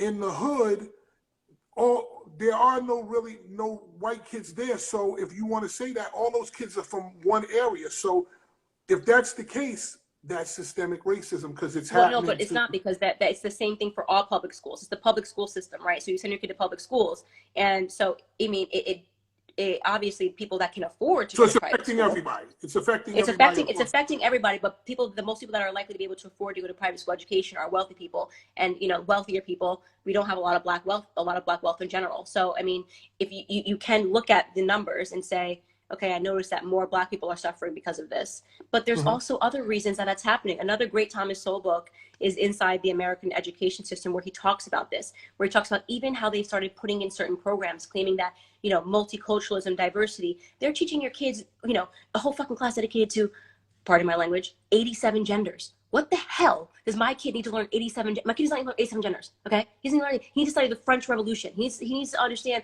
you're tearing down history. He needs to know history, or else it will repeat itself. You know what I'm saying? They're replacing hard academics with foolish crap like the LGBT agenda and sex education. They're undermining parents in the school education. They started this crap in the 70s. In the early 70s is when it all started. Like, they started paying to put in crap. Sexualizing children young, telling them to undermine their children. I mean, to undermine their parents. It's crazy, and this is what goes on every day. Parents don't know. Republicans had absolutely nothing to do with this. They had nothing. I'm just asking. I'm playing devil's advocate here. There's nobody on the Republican side that had nothing to do with this. This is all the work of Democrats. Now I want to preface I want to preface it by saying this. Coronavirus has changed my entire stance on politics. I am no longer Democrat. I am not a Republican. I am not even independent. I am for who's going to show me the truth. And if I can make sense out of that truth and the numbers add up, I'm going to go where the truth is at. So for me, what I'm trying to understand is the fact that you're saying it's all coming from Democrats, but none of it ever came from Republicans. That doesn't make sense to me. Okay, well, I'm going to explain to you very well. Do you think it was Republicans and conservatives that pushed through LGBT education? Do you think it was Republicans and conservatives who wanted to teach you all about abortion in school? It's antithetical to being a conservative and a Republican. It's antithetical, right? So of course it wasn't them that pushed this crap in. They were focused on hard academics. When Democrats got control, they rushed through a ton of nonsense. And I'm not saying that every Republican is good and there haven't been mistakes that are made on the Republicans' part. For those of you that don't know, I am a Republican now. I call myself a Trumplican. I like Trump because he tells the truth, because he doesn't speak like a politician, because he says things he definitely should not be saying, right? You know, he tells the truth. He can't help himself. He's a New Yorker. You know, he's a New Yorker. And that's why I like that about him. He just says it. People be like, oh, he's divided. Somebody that. That's what one of my friends is like, because my thing is that I have an issue with the way that he talks to people, the way he addresses people. And I'm a New Yorker. I'm a straight New Yorker. No more New York than anybody could be New York. I just have a way that he does things. I think that he does some really super things. I think he does some dope things. I think the way that his messaging is, his timing, and some of those other things take every good thing that he does and it blows it away. But we'll get to that. We'll get to that shortly. You're saying a lot. Listen, a lot of what you're saying to me, I don't disagree with. We shouldn't be on ho, ho, ho, bitch, bitch, bitch. Listen, I made records talking about back it up, girl, back it up, girl, back it up, girl. I made dance records. I made you shake your booty now, of course. But I'm not talking about somebody being a hoe and somebody being a bitch. I don't personally agree with that. That's not my stance. My stance is, okay, do I say back it up and do I say shake that booty, girl? Yeah, I do. But that's fun. That's not. It's fun. It's like Baby Got Back. Like, that was fun. Right. You know what I mean? It's fun. Baby Got Back. That was a totally harmless, funny song. I'm in lockstep with you when you say that a lot of this is disrespect culture. I'm in lockstep with you when you say that, you know, you could even take it one step further and say that it's the agenda of the industrial prison complex. You could say a lot of those different things. I would agree with you with those things. It's not like I don't agree with you, but some of the things that I was told and I heard, I just didn't agree with.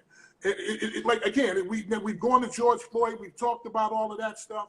I'll give you a good one. Here's things that I do agree with you with.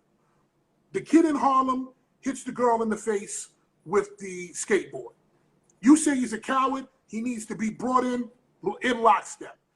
NBC News tweets, a COVID-19 vaccine will only work if trials include Black participants. You said, remember the 40-year-old Tuskegee experiment where our government pretended to give Black people a vaccine but gave them syphilis? No way. I'm with you. I'm in lockstep. Not for me. I'm in lockstep. All right. Yeah. I'm in lockstep with you. Me and you on that. We can hug it out with each other in Jesus' name. We can do it. There are things that I don't agree with.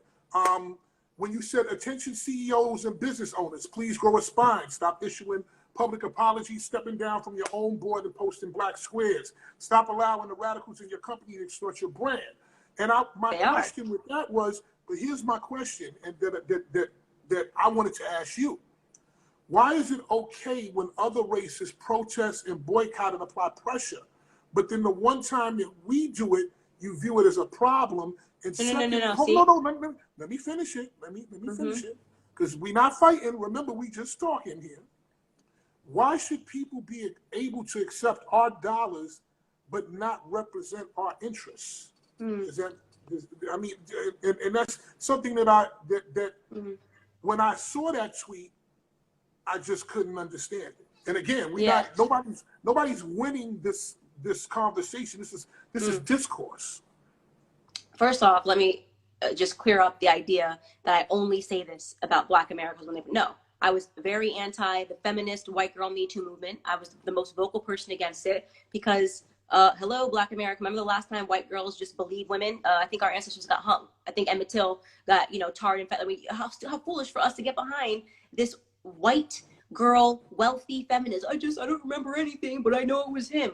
You can see if it can happen to someone like Brett Kavanaugh, you better believe Black American men are going down first. So I've been against tons of movements. You guys just pay attention when I'm talking about Black people. There are tons of Antifa since the beginning. I've been talking about because these radicals, I'm not just talking about Black Lives Matter, but this stuff I'm talking about is this extortion shakedown where now you're saying if a company says nothing, they're complicit in racism. Maybe they want to mind their own business. Maybe Chick-fil-A just wants to make goddamn chicken. Okay, you know what I'm saying? Like, why are we gonna be behind your cause? You don't have to eat a Chick-fil-A if they don't post a black square. But why should they have to post a black square?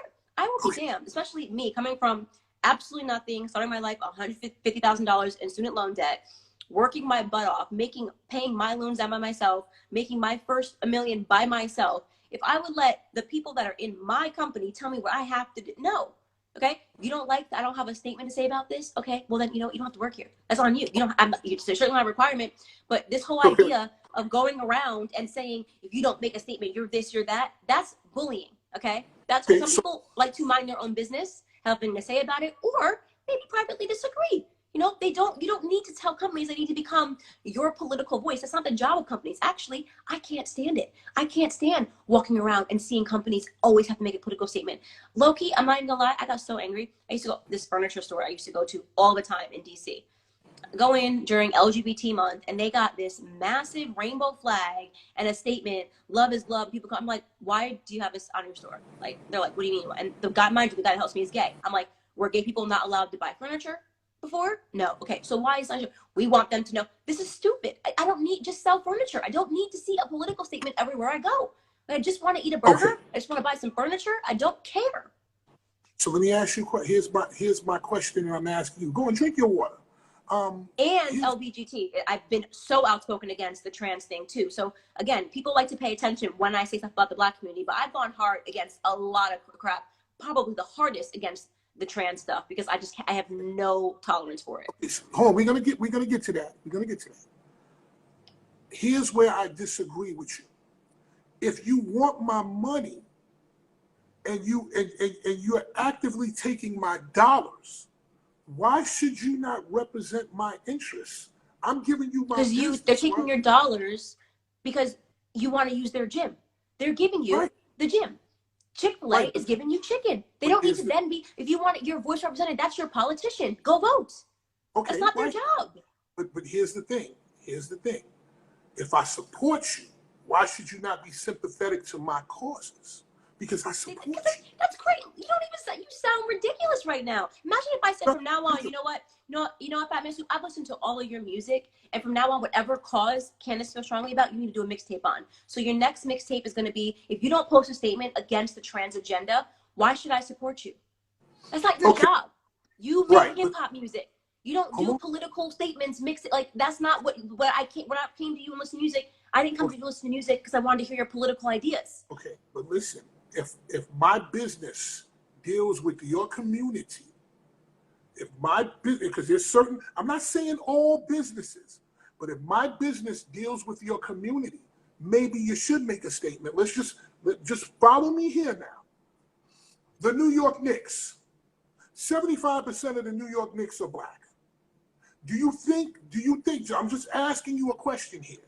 Do you think that they should make a statement being that their product is Black, their athletes are Black? Don't you think that and sports is a completely different thing because the athlete kind of runs the show. Do you think that they should make a statement, or it should be like, fuck it, we're not making no statement about nothing? They should make no statement. Bounce the basketball. None. Yep, none. No statement should be made because you're sitting here and you're assuming that everybody agrees with that statement. They don't. I don't support Black Lives Matter. Everything Black Lives Matter has done, first off, the millions of dollars that they raise, where are they going? Nobody knows. It's a black hole. Millions of dollars are being raised. It's a company that on their website, they say that their major issue that they're after is, LGBT equality. If you look at their statements, nobody knows where the money goes. Okay. And they don't have a central office. Nobody knows who's getting paid when they raise $40 million in one day because George Floyd died. And you want them to make a statement in support of that shit? No. Okay. I don't want to see it.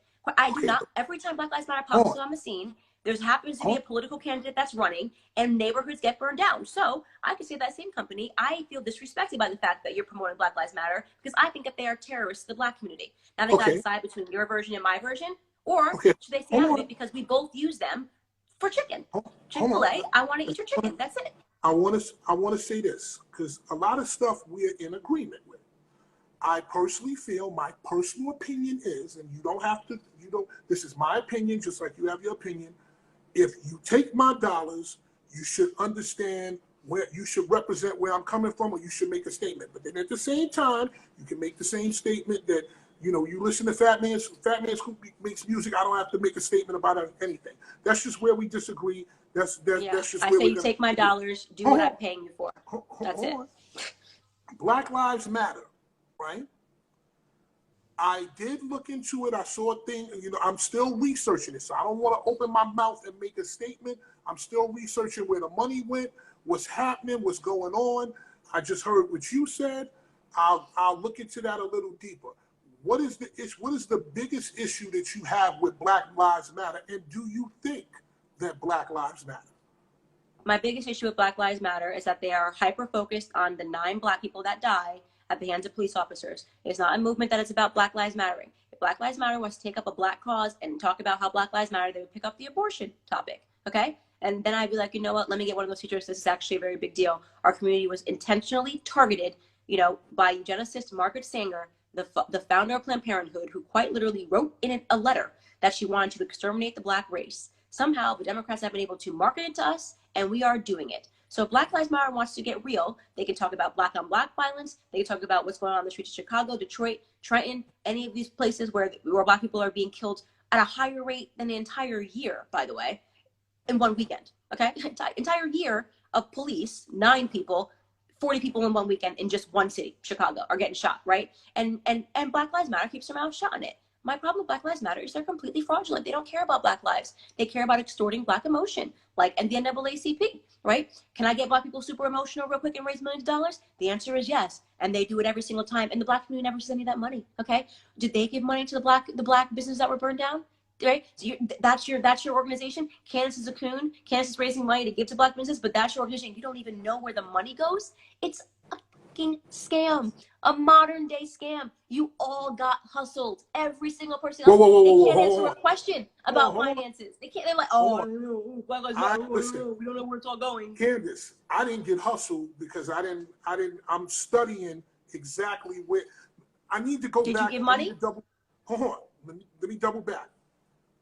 Since the coronavirus hit, I look at every single thing with a magnifying glass, a pair of glasses, in the sun. So I did not donate anything. I'm asking questions, and personally, I want to see I need to find out where that money's going so I understand what I'm actually donating to. Now, if I could see, okay, I'm donating to person X, and I know that person. I give you a good example. I'm donating to my friend Tanya Garris. I give her money. I see her out in the streets of Philadelphia with the bags from Costco giving people money. I did that. But if I can't see, for me personally, if I can't see where it's going, over $100 million. They don't even have an office. Where is the money going? Right? It's a black hole. And people, how could you not support? What the hell are you supporting? Nobody even knows. They're just like, I don't know. We just all started saying Black Lives Matter, and then millions of dollars were raised because you're being used. Again, Black Americans are always being used. We're always the pawns because they know they're systematically making us the dumbest race in America, and they know they're making that. And what goes hand in hand with ignorance is emotion, right? So when you don't know things, it's like a toddler. Why are they always crying and wilding out? They don't really know anything, right? So they're wilding out, they're throwing temper tantrums because that's the only way they can express themselves. We are watching and allowing these Democrats to systematically turn us into a group of toddlers. And while we should be arguing about why aren't our boys reading, right? Why we're doing that right now at Blexit. We're creating a summer reading program that's going to launch next year.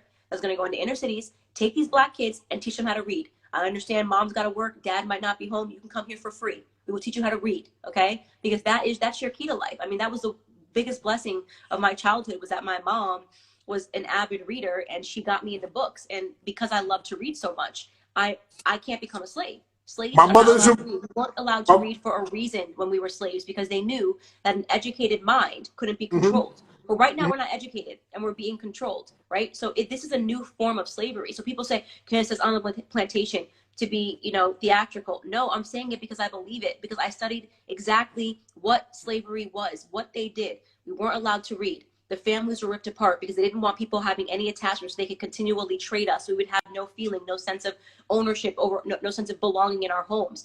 Frederick Douglass in his autobiography talks about the fact that when his mom died and his sisters were taken away from him, he felt nothing, because that was the condition of slavery, to make us immune to that sort of stuff, right? So you have that going on. You have the breakdown of family. You have us not being able to read. And what you have right now is a modernized plantation, and nobody knows. And we're doing their work. We're raising money for them. We're keeping them in power the same way that we are picking cotton and making money for them. We're doing it for free, and we don't even know. Okay, so hold on. Let me stop you. My mother was God bless the dead, Clara E. Freeman. My mother was a teacher. She was an elementary school teacher, and then she was the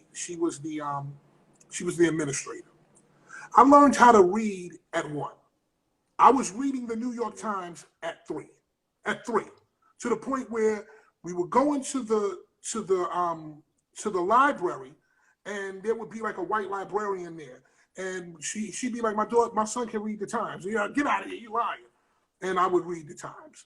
I agree with you that reading is absolutely fundamental for the growth of everything. Everything that you need to find is in a book. Everything, all the secrets, all the answers are in a book. I got that. You are doing great work with teaching kids to read and stuff like that. Here's what I'm going to say to you after having this conversation with you. It's the most important thing.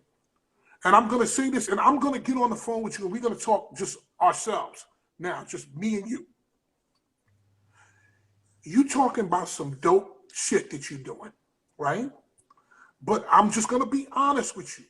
Some of the things you say and the way you say them, and maybe it comes across as callous and lack of empathy, is blowing away all the dope shit that you're talking about. Like, I'm sitting here and listen, y'all can say whatever y'all want about me. Oh, Fatman scoop this. No. When I hear truth, if it's real, I'ma fuck with it. If you're talking about getting kids to read, if you're talking about bettering black people, if you're talking about all of that, I'm with you. But the way that some of the things that you're saying are coming across is not working. Do you think that maybe if you change the way your messaging is, that perhaps you could grab a bunch of people like me that might be saying that'll walk in saying, man, fuck Candace Owens, man, and then turn around and be like, yo, she got some dope shit to say. And that's, forget all these other questions, because I got a million questions. That's my big takeaway right now. I'm hearing you say a lot of shit. I'm hearing you say that you never said the racism shit. And if you didn't say it, they can take it right now because it's available on the media. So yeah, go check it out. You can take it and do whatever you want and prove you wrong. Yeah, I didn't say it, never said it. Listen, you have so many good things you're saying right now. If you change the messaging, perhaps you're going to win a lot of people. And I think that the goal, whether you like it or not, I don't know if you just want to be incendiary. I don't know if you just want to, fucking do whatever. You could get so many other people if maybe the messaging was changed. What do you think about that? Just take a minute and just answer it for me. No, I have an answer to it, because you're not the first person that has said that to me. And there's two ways to answer this. The first thing is that most people don't. I say this stuff all the time. I spend 5 days on the road talking in front of Black people in the community, giving speeches everywhere. There is so much content me available. People don't listen because only time I make a headline is when something is controversial, right? So really, people know me as a caricature. They know me as a headline written by an organization that hates me, that's owned by white Democrats. The Root, this is not owned by Black people. You know what I'm saying? Owned by Black people.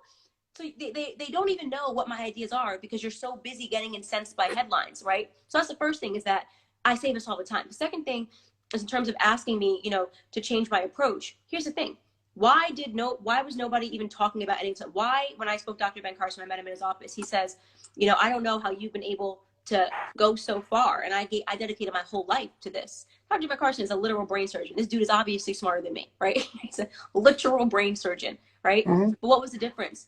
Because I didn't want to be polite, because polite wasn't working with Black America. You're talking about, if I could have said this nicer, it's already been said nicer to you. Dr. Condoleezza Rice said it nicer, right? Dr. Ben Carson said it nicer. Larry Elder has said that nice doesn't work with us because we're too goddamn disrespectful, okay? So the truth is that you get a bunch of community that hasn't been parented, that has their fathers removed, and you're going to say, go in there and be a nice nanny? No.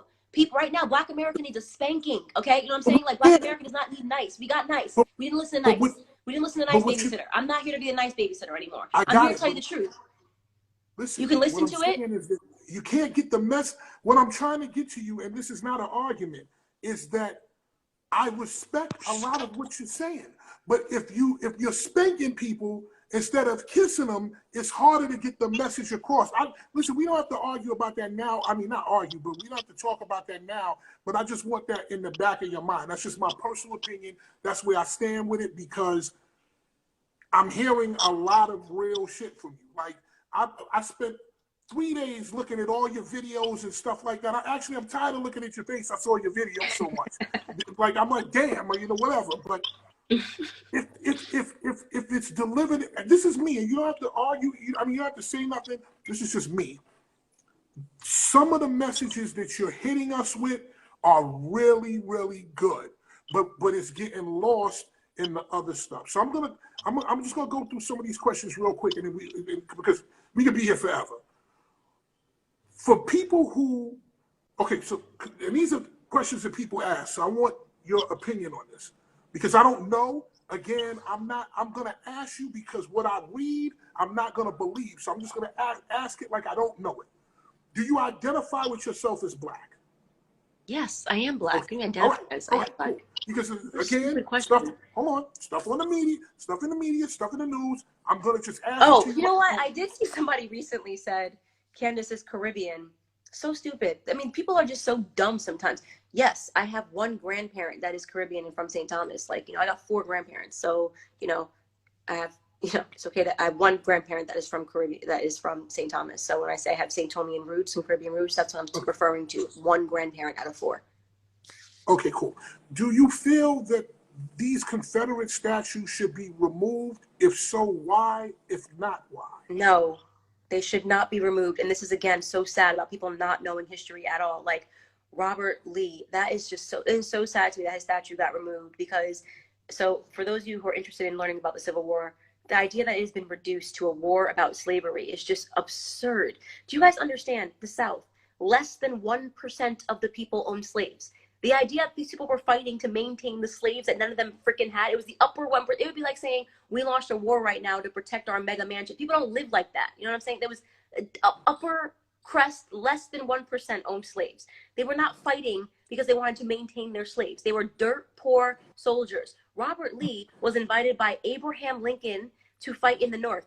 Both the Union president and the Confederate president both asked him to fight for them because he was so respected. And do you want to know, General Robert Lee almost fought for the Union soldiers, except here's what, he changed his mind at the last second because he said, I could never turn my gun on Virginia, because he was from Virginia and Virginia decided to fight for the Confederate. Okay, so the idea that he was this horrible human being and all this stuff, no, it was not about slavery. It was about him not wanting to turn a gun on Virginia. He is, honestly, you study real history, go watch Ken Burns did a documentary on the Civil War, piecing together just incredible documentary, and you'll understand how layered, how, what this war was really about. People, again, a caricature. It's like World War II. Now people say it was just about the Holocaust. World War II was not all about the Holocaust. It was a bunch of Germans hating the Jews, right? But we take the worst part of something and we say that's it. That's all we're going to talk about. That is what this war was about, and it wasn't. It was much more complicated. I mean, so sad. I mean, there was another group of Confederate soldiers who they were honoring at some university. They took down their things. I mean, these were piss poor white trash people that couldn't even read. It's just like, and you're sitting there you made them all slave owners in your head. It's crazy. Okay, so here's my question to you. In your mind, what does the Confederate flag represent? Well, you're talking about Confederate statues, right? No, it represents the Confederate. Oh yeah, the Confederate flag. The Confederate flag represents a time when America was an extremely young country, and they had no leadership, and they wanted to fight because the South wanted to be completely separate from the North, and this was their flag. To them, when people are fighting to say that they want to keep this flag, it's not because it represents racism in that. It's because literally their boys died under it. Their relatives died under that flag. That's family history. It'd be like right now, we have the American flag, 50 stripes. Right? Let's say we decide that something we've done in the time that we've had the 50 states, like Jim Crow law, is that now we say this flag represents that. Well, no, it doesn't mean that for the people that died under the flag. There were black men that fought for the Confederate side. There were black soldiers that fought. So like this whole idea, we have to stop reducing everything to being about us. It wasn't. It really, yes, slavery was one component, and yes, the rich slave owners that were financing the war in the South did want to keep their slaves, and those people, it's unforgivable. But taking down Robert Lee's statue, man, please go actually learn about who that general was. Ulysses S. Grant. They pulled down Ulysses S. Grant. I mean, it's like, what are you doing? Everything we have is because of Ulysses S. Grant, in terms of ending that war and having the North win. My question, my thing is this, and I have a lot of family in the South, and I can say this because I'm with them, I listen to them. The majority of my family is from Virginia. Me too. when people of color see the Confederate flag, to them, to some of my family members and many other black people, it is a sign that those particular people wanted to go back to that time. That's how it is perceived. Do you agree with that or disagree with No, that? listen, I obviously agree with that because you're seeing people. If people say that that's how they feel, that's how they feel. I'm not here to. I can't argue somebody's feelings. You know what I'm saying? I'm just telling you the facts. And the facts is that it's just not what that war was about. The war has been reduced to a war about slavery, and it was much more complicated than that. I mean, even Abraham Lincoln giving us our freedom was really just a strategy.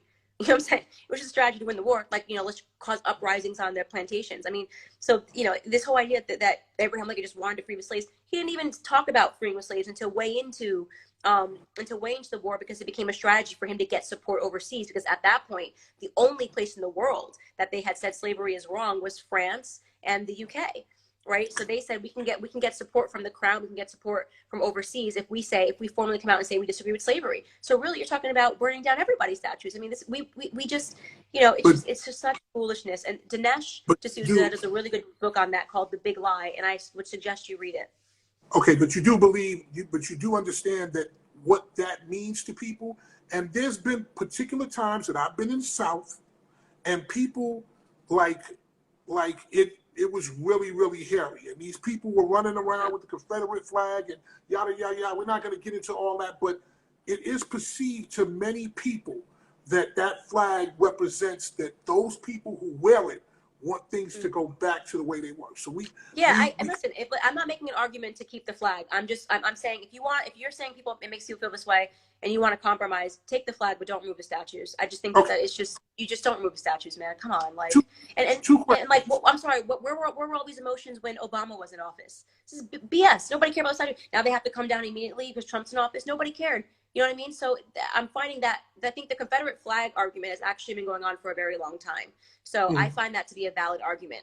Anything that popped up when Trump became president and you didn't care when Obama was in office, it's fake. You know what I mean? So the Confederate flag, my cousins in Virginia said the same thing to me. They live in Buckingham, and they said the same thing, that like they've never felt comfortable about the Confederate flag. So I'm gonna, those feelings are valid. You can't say that they're not valid, but the statues, that's fake. Here's the thing. We are not conditioned, but we are kind of molded to believe that you would never have that line of thought. Because again, it's all about the optics and stuff like that. Because again, you just said, no, I don't agree with that. So, and this is going to be up for all of you to see. So you can go back and see it. And she's on record saying it. 2 questions. Do you believe that blacks should be given reparations? If so, what should we receive and how should we receive it? And secondly, should African American history be taught in schools? If so, why? If not, why? Absolutely 100%. Any person that was a slave in this country should get reparations. No, but I mean, that's us, the ancestors. Oh, no. That's not how this works, okay? Because you want to play that game and you're going to be giving money to everybody forever, okay? Every person, the whole world was a world of slavery. And this is what I did not get to finish when T.I. cut me off, who was one of the most ignorant, dishonest, two-faced people you will ever deal with, okay? I'm going to say that on the record. T.I. is a fraud, a fake. I don't. You know I'm in the industry. You know you can't. My opinion. You didn't say it. I said it. My opinion. So I can say what I want to say. That's what I'm going to say. And I'll say the exact opposite about Killer Mike, who was one of the most authentic. He acts the same way behind closed doors as he acts in front of people. T.I. is the opposite. He'll say all this stuff to you on the phone, and then when you get on stage, try to be creating a moment. Okay, so I'm just telling you how I feel. But what I did not get to finish when he cut me off, he said you started with some bullshit. What I was going to say was that one of the things that, again, and this is what race and intellectuals helped me to realize, the idea that you're going to start giving reparations for slavery. Slavery was everywhere in the world, okay? We were sold into slavery by, Africans. We were not kings and queens. We were slaves, okay? And we were sold into slavery, sold into the Atlantic trade slave, primarily because of our genes, because the colonialists were getting killed by yellow fever and we were immune to it. All right. So they were dying in the same way that when they went to the African country, they were being killed by the yellow fever, even trying to get into Africa, because we had better immunity. We had better, we had stronger genes. We could deal with us, laboring in the sun. Their skin couldn't do that. Well, my point is that slavery was all over in the world. Actually, the first people to end slavery were white men, right? It was France. Actually, it was Britain, followed by France, followed by America.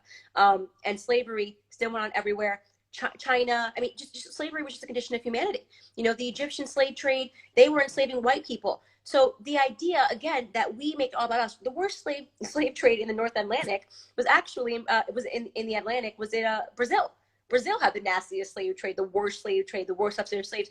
You don't hear anybody talking about this but us, right? And the only reason why we do this, the reason why we can't get ahead, first and foremost, is because they want us to keep focusing on this period to make it seem like it was unique to us. It wasn't unique to us. I'm sorry to say that. I am sorry to tell Black America that we are not a special snowflake. If you are looking for injustices, that was the condition of humanity. It was a horrible, brutish, life was short, people were terrible everywhere. Worst of all, on the African continent, the Muslims were the absolute worst. Okay, and yet we would be so sensitive to Muslims and say all this stuff. So the idea that we deserve reparations is a really good strategy for Democrats to get us to vote for them. Okay, first off, it's going to be nearly impossible for them to prove that your family were slaves. How are you going to be able to prove that the white people that you're saying need to pay into this weren't people that fought to end slavery? How can you prove they were slave owners? I mean, do you understand how disputed this will be all the way up to the Supreme? You just cannot do it. We are too mixed. It's an improbable argument. That's why they're saying we're going to put together a panel to discuss it. They know it's never, ever, ever going to happen. I want to ask you a question. The American Indian has got reparations in this country, correct? Mm-hmm. So how were they able to do it? Well, wait, hold on. They don't get reparations. They get money. That's what I'm talking about. To me, reparations. Yeah, but only down to a certain only down to a certain percentage. They don't keep getting it. It stops at, you have to be 1/16th Native American to get it. It does stop. And the reason I think that is because, you know, obviously they took all of their land and all this stuff. I know it's because I have Native American in my family. My grandfather's grandmother was 100% Native American. Right. So I know this because I was like, damn, like, could I have gone to college for free? And I actually looked into it because I have a Cherokee great grandmother. And it was down to a certain point. Slavery is way past that point. You're just not going to get it. I mean, and then people talk about the Japanese internment camps. They gave it to people that were actually in the internment camps, right? You get what I'm saying? So it's like, now you're asking to do something. You're asking people that were never slaves to pay, right? And people that were never slaves to get paid. And here's the thing, even if they, in some freakish way, worked it out, and the Democrats are only doing this because it's their next thing that they can promise us. They always promise us free stuff. That's their thing, right? And then we get behind them like, yeah, you're right, we should deserve it. It's a good idea. It's never going to happen. But let's say it did happen. How much do you actually think the government's going to give you? $400? You can spend the weekend at the club. Don't be foolish. Just don't fall for these scams. We got to stop being hustled. I mean, this is the ultimate hustle. Oh, suddenly you realize reparations, something. You guys had freaking 400 years to discuss reparations. You decided right now in the middle of an election cycle to bring it up. Joe Biden, really? You've been in office for 34 years. You just now, right now, we're the vice president. Now you want to talk about reparations? Come on, man. Democrat hustle. I want to ask questions because, again, my family, I have Blackfoot Indian in my family. Speaking of which, one of my advisors just called, and he's Indian, and that's where I got kind of all of this from. They are taken care of on the reservation. They get certain perks. They can open up businesses. They can have casinos on their land. That's a reservation. Do you want that? I don't. Huh? Do you want that? They're literally not a part of America. It's their own reservation. Right. It's their own reservation. Yeah. So they can and listen. That works for you if you learn how to manipulate that system. So those people have learned how to use that, make casinos, create money, have their own situation, and they made it work. For me, reparations, I don't know how we would be able to get reparations. I don't know how we would be able to do it. I don't think that it's going to be possible. If it was me and I was in charge of reparations, we would get it, but there would have to be a certain way that you get it. It would have to be, okay, you can go to college for free. It would have to be linked to opportunities. It would have to be linked to certain things. It couldn't be, listen, you're going to get $300,000 because that's not going to work. The reason I ask about reparations is because I'm trying to figure out the way that we can get ahead and get moving.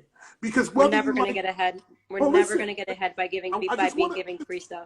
I just want you to listen to me. Mm-hmm.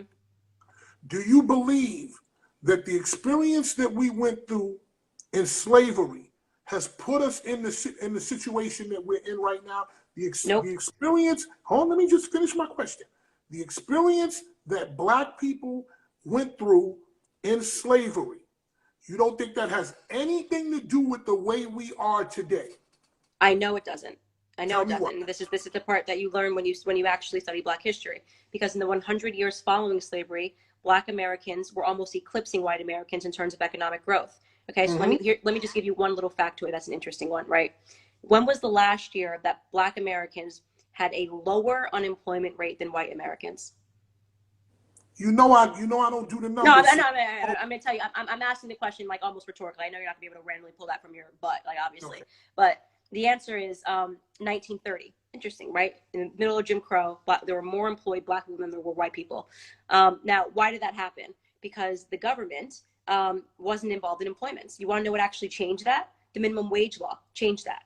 The minimum wage law was actually, if you study the history of the minimum wage law, they created it to price Black people out. This is why I don't support minimum wage law, to price Black people out of jobs. Meaning, if you were a Black guy, the reason why they were passing them is because white people would say, well, I want to make $12 an hour doing this job. Black people would be like, I'll come in, I'll do it for $8. And they were like, all right, we're going to hire Black people. So we were just crushing it.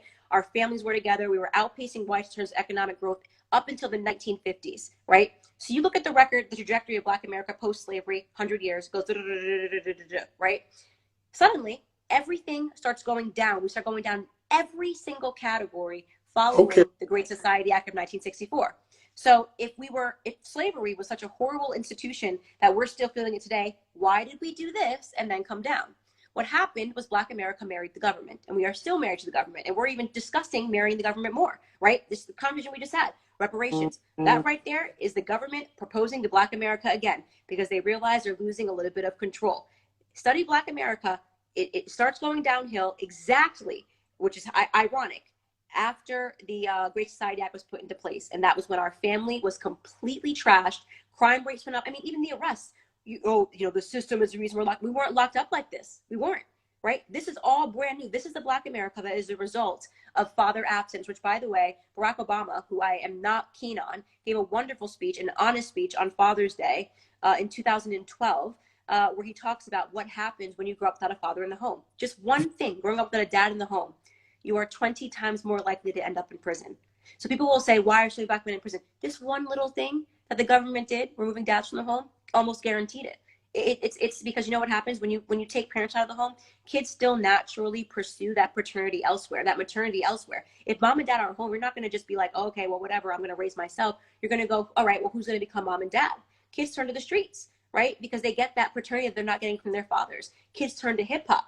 This is how Jay-Z and Beyonce, why do you think Hillary Clinton, you think this woman can't even name a Beyonce or Jay-Z album, right? She can't even name a Jay-Z album. She, 2 nights for the election, had him on stage. Jay-Z, she does not. Jay-Z to her is an absolute idiot. A useful idiot. I need the Black vote. So let me give Black people what they want right here. Jay-Z, Beyonce, put on with her shirt, and Black people do what they're supposed to do. Right? We saw this exact same thing. I mean, Joe Biden, Charlamagne's interview. He didn't have time for the questions. He was like, if you don't vote for me, you ain't Black. Like, I'm not coming back into the studio. I've done this once, checked it off. They don't care because they have created a system. I wanna say this.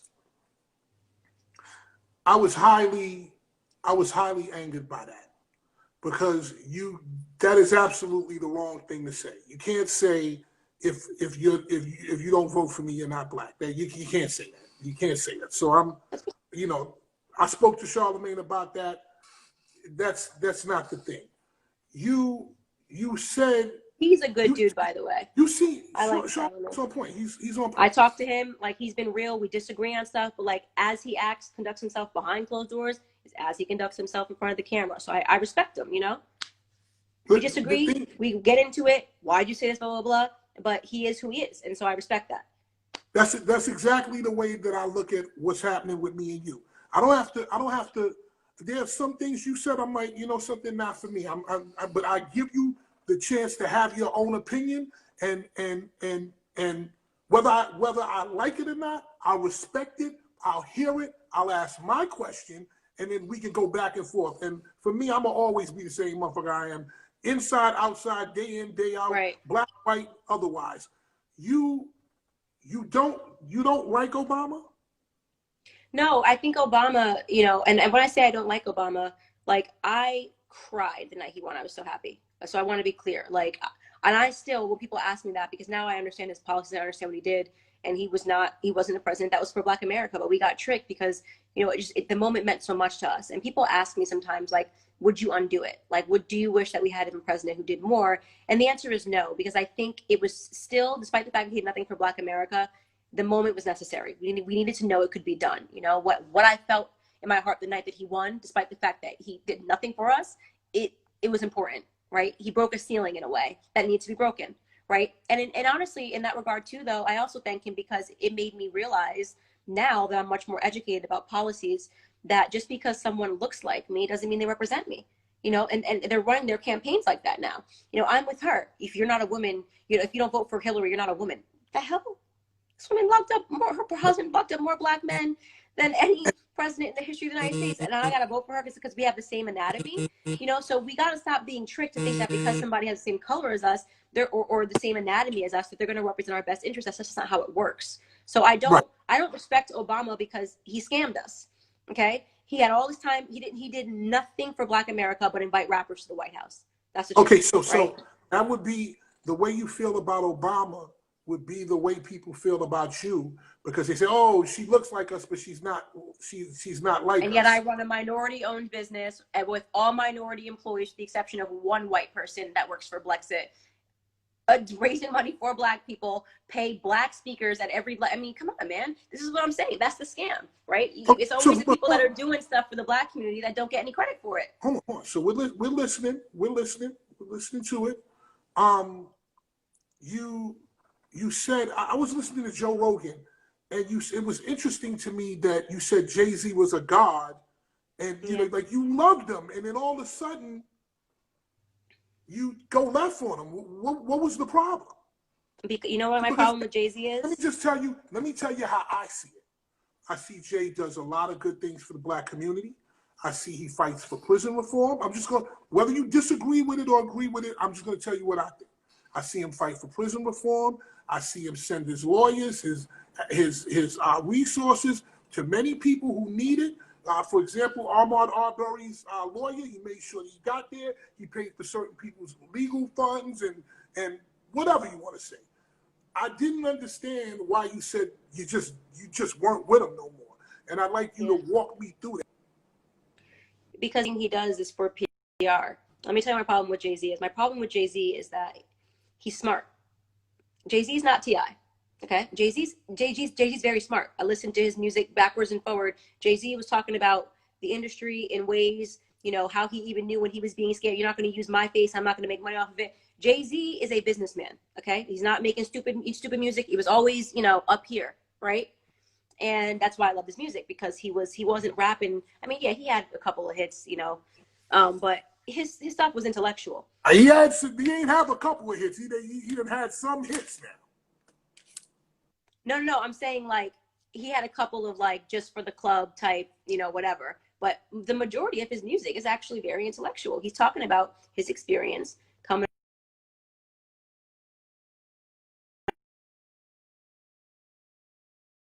That I actually, a lot of what he said is what I employ in my life now. You're not going to use me, my name, my likeness. I'll walk away from the table. Just a lot of stuff, you know, that I like about Jay-Z. My problem with Jay-Z is he now invests in telling Black Americans to live their lives in a manner that he didn't live his, right? Jay-Z got to the place that he was in life through conservative principles, right? Jay-Z wasn't out wilding out, burning down statues and he wasn't doing any of that, right? Jay-Z came to the table as a businessman, right? He knows that you are not setting Black America on the right track when you do this stuff, right? My thing about Jay-Z and why I said I called him a sellout is because I know he has the intellect. Like, again, different category than T.I. I know he has the intellect, right? I know he knows how to get to the top because he's done it. He became a billionaire. The billionaire circle, the billionaire cul-de-sac, they all know how it works. I've been in those rooms, okay?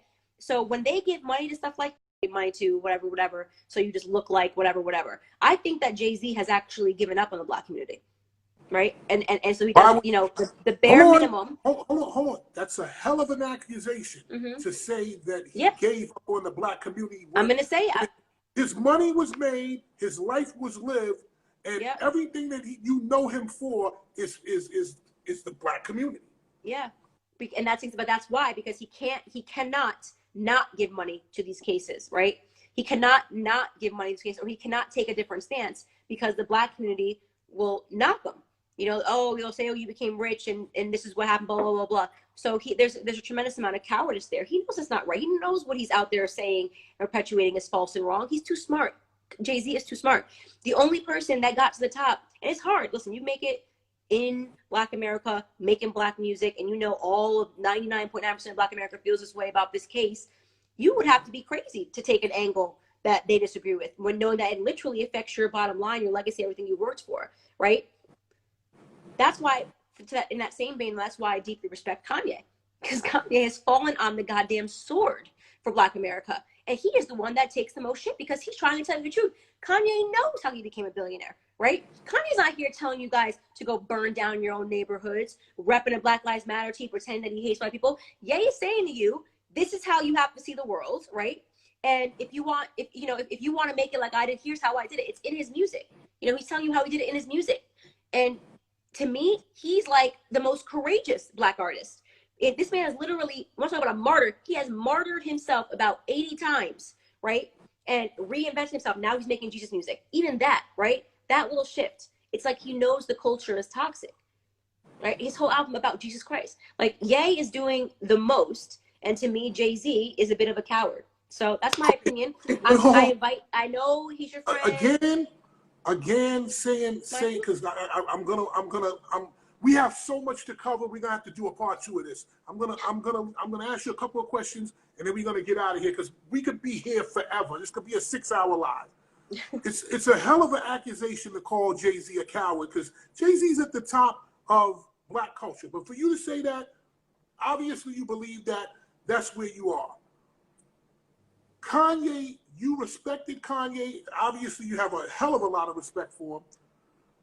He distanced himself from you. Is that true or not true? Yeah, I mean, there was the whole incident about the Blexit logo. And, you know, I was very angry with Kanye when all that stuff happened. But, you know, I had to take a step back and step out of my pride and kind of realize the larger contribution and the risk that he was taking for Black America. And it just didn't seem like, you know, like I got effed over in that situation. Like the whole world was calling me a liar and I wasn't a liar, right? Like that was so. And Kanye basically did to me what Taylor Swift did to him. You know, when she had heard the album and then said I had nothing to do with this, blah blah blah blah. Like I never heard of it, and then like Kim dropped the shit on Snapchat, and then all of a sudden you realize that Taylor Swift was lying the whole time. Ye did that to me with the Blexit logo, and you know, but you know, we had just gotten back from a trip from Uganda together, but he was under a lot of pressure and a lot of stuff was going on because he had sort of jumped into politics and was saying stuff that nobody has ever said. People were coming at him from all sides. It was affecting his family. You know, it's just like he's in a different spot. He's got kids, he's got a family. And so I had a situation where Kanye did help me design the logo, and I said that on stage. The media then said that he designed the shirt. I never said that. Once again, you can't find a clip of Candace saying that Kanye designed the shirts, right? I never said those sentences, right? So everybody started going crazy saying he designed the shirt. I said Kanye didn't design the shirt, and everyone started saying I was a liar, right? And I'm like, but I never said that. The media said that, and I corrected the record. Kanye was rightfully upset with me. Like, I actually have never spoken about this, but it's been long enough now that, like, you know, the heat's off him and, you know, the heat's off me, so I don't really care. I'm still here. He's still there. But, you know, Kanye was upset because someone on my team, this is before I started my company, so I was working for somebody else. It's the last time I ever worked for anybody because I was being used. People were using me to get to Kanye. Actually put on the website that these shirts were designed by Kanye, but I don't build websites. I didn't put that on the website. And they didn't believe me, didn't believe that I didn't give that instruction. So what I ended up doing was actually leaving the company and starting my own company and doing something separate. And just apologizing that people thought that Kanye West designed the shirts when he never did design the shirts. But I was talking specifically, I said on stage, the logo on the hat, the Jumpman, the X, you know, and, you know, that is what happened, you know? And so I was like so angry because the whole world was calling me a liar. And it brought me to another realm because people, I mean, from France, I mean, when Kanye West, when his name is involved in a situation, it's a whole different level of exposure. And the whole world was calling me a liar and calling me a fraud and saying that I made this up. And I was like literally almost on some Kim K shit where I was like, should I just drop this video and this picture and clear it up? You know, Kanye was in this fucking room and this happened. But, you know, I kind of prayed on it and I was like, this man is under so much pressure. If I do this, like, for what? You know what I mean? Have you spoken to him? Have you spoken to him since? Have you guys? Yeah, I mean, I cried hysterically when this happened. I called him on the phone. I was like, you know, this is like, first off, from the bottom of my heart, I never said this, period. You can go watch the clip. You know, the person on my team that did this, like, I'm sorry. I would never put your name behind. He had nothing to do with that T-shirt. It was like this like little T-shirt that was made, but the media said that. Like, I never said that. You know, I was specifically talking about the letters. If you go to the Blexit website right now, it's still our Blexit letters. And so it was media making something up, Kanye having to respond to it. And, you know, it was a horrible situation to live through because, you know, at that time, to me, Kanye was like an idol. He actually gave me the spirit and the character to go out and do what I wanted to do. And then you have your idol contact you, right? And because they actually find what you're doing. And it was amazing because especially his song Power, whenever anybody gets on some like, you know, I'm just like, Candace, don't do it. I will put that song on. I'm like, fuck you, fuck you, fuck you. I'm me. You know what I mean? Like, and, but then it was kind of bittersweet because I realized that idolatry is a sin. No one should be, you should idolize no one. You know, everybody at the end of the day is a human being. And I still felt that Kanye wronged me. And it would have been cool for him to admit to everybody that, hey, it was a misunderstanding. Here's the part that, you know, I knew about. I had nothing to do with the T-shirts, but he didn't do that. He did the Taylor Swift. I never heard the song, you know. Oh, but then she's talking about it was the bitch word that he did exactly that. So it was actually, you know, interesting, but you know, it is what it is.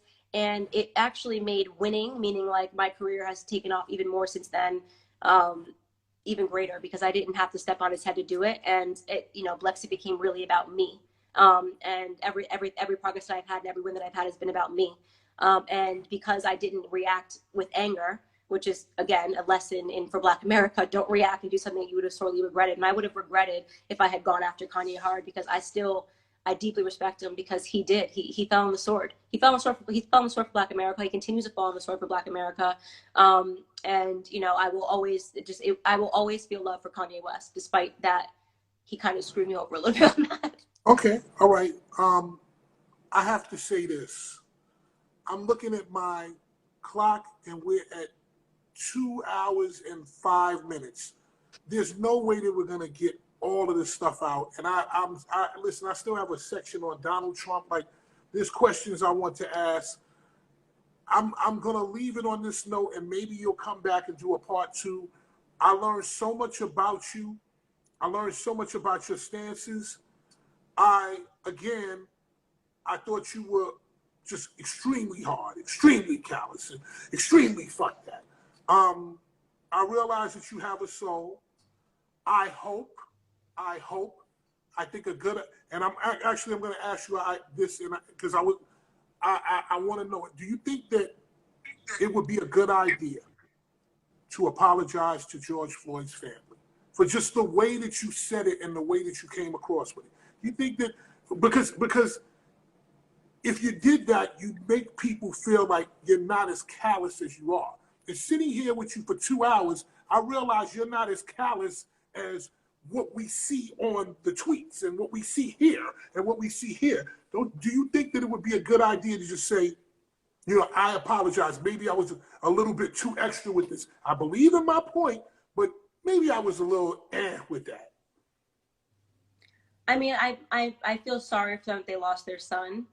But, you know, I said what I said talking about Black America and the way that we uplift criminals. And I don't think that they're surprised, you know, about his history. I think they know those things. So, I mean, when any person loses a relative, no matter what that relative was in the world, people feel pain. So, you know, I hope, you know, God bless his soul. But I will never apologize for telling the truth. If you were in the room with his mother, what would you say? Just you and his mother one-on-one. What would you say to her about what happened, about your feelings, about whether you want to apologize? I'm genuinely not emotionally invested in it. So I wouldn't probably say anything to her. I'm just not Right. emotionally. I mean, I know everybody's so emotionally invested in this thing, but I'm not. You know, if you ask me what I would say about Tyshawn Lee's mother, you know, 5-year-old who was shot, a 7-year-old who was shot point blank in Chicago. I mean, that's where my heart is. Like we have so many true victims in Black America, and trying to get me to, you know, pump out some blood in my Okay. heart for other Okay. people, Okay. you know, that have What? there are people that have done nothing What? and you know and have gotten killed and had horrible things happen to them. A case What in point, about? I spoke out for Philando Castile. That was heart wrenching. If you ask me Okay. what I would say to his mother, I would say, when I saw this video, I want you to know that I cried with you. You know, and I cried because there was so much that could have been done differently. And I spoke out for Philando Castile again. People Okay. like to So. ignore those things. And Okay. because What that was about a a? horrible, he did everything right, you know, and went for his wallet, and that was it. That What? broke my heart. As a woman, what are your feelings on a Breonna Taylor, a Sandra Bland? So Breonna Taylor, I'm sort of waiting for more details to come out because I have some inside people that are saying, like, apparently she was a really good person, but her boyfriend was a really bad guy. Like, so I'm kind of waiting on that one. You know, it's sad that she obviously is dead because, I mean, from every account that I'm hearing, this was just a good woman. You know what I mean? But I'm hearing that her boyfriend, the one that fired the shot, was mixed up in a bunch of stuff. So I'm sort of waiting on more details on that case. Okay. What about a Sandra Bland? Because, and I'm only asking you this Yeah. because you're a woman. Yeah. You might react in a different way to something, to an issue that involved a woman. I didn't follow the Sandra Bland. Wait, can you remind me which one Okay. that was? Okay. Sorry. No, don't forget it. Final question. Final question, and then maybe we can do this again because there's so much that people. We haven't even got to the people's questions. Like, and there's so much I have left. But I thank you for coming because I think that we had to have this conversation, and people needed to know a little bit more about you, and it needed to happen here. And people got mad at me. They said, "Why would you give her airtime? Why would you do that?" The reason that I did it is because of a couple of things. Number one, why have it happen on CNN where they pay where people pay to have commercials aired? Nobody's getting anything out of it, and this thing would have happened in 6 minutes, and they would have kept it moving. Number two is you would have never got asked the questions that some of the people wanted to know, and some of these questions come from actual people that they wanted to know this. So I think it was very important for us to do it here. Final question. Do you feel Colin Kaepernick had the right as an American to take a knee? Did you respect it or not? You have a right as an American to do whatever you want, right? I mean, you can, yes, yeah, of course he had a right as an American to take the knee, if that's the question. Um, should he have taken the knee? I will never, ever, ever take a knee for the American flag. I'm, you know, way too involved in understanding what our troops are in overseas. That flag represents the coffins that are being sent home, Black soldiers, white soldiers, Latino soldiers that are being sent back home under a coffin under that flag. To me, Mm-hmm. it is just you pick the wrong thing. And, you know, to talk about something again that was a non-issue versus everything else, right? If you want to take a knee for the education system that's not raising up. Take a knee to the abortion clinics that are still executing their eugenicist plan. Take a knee, 1,000 other things.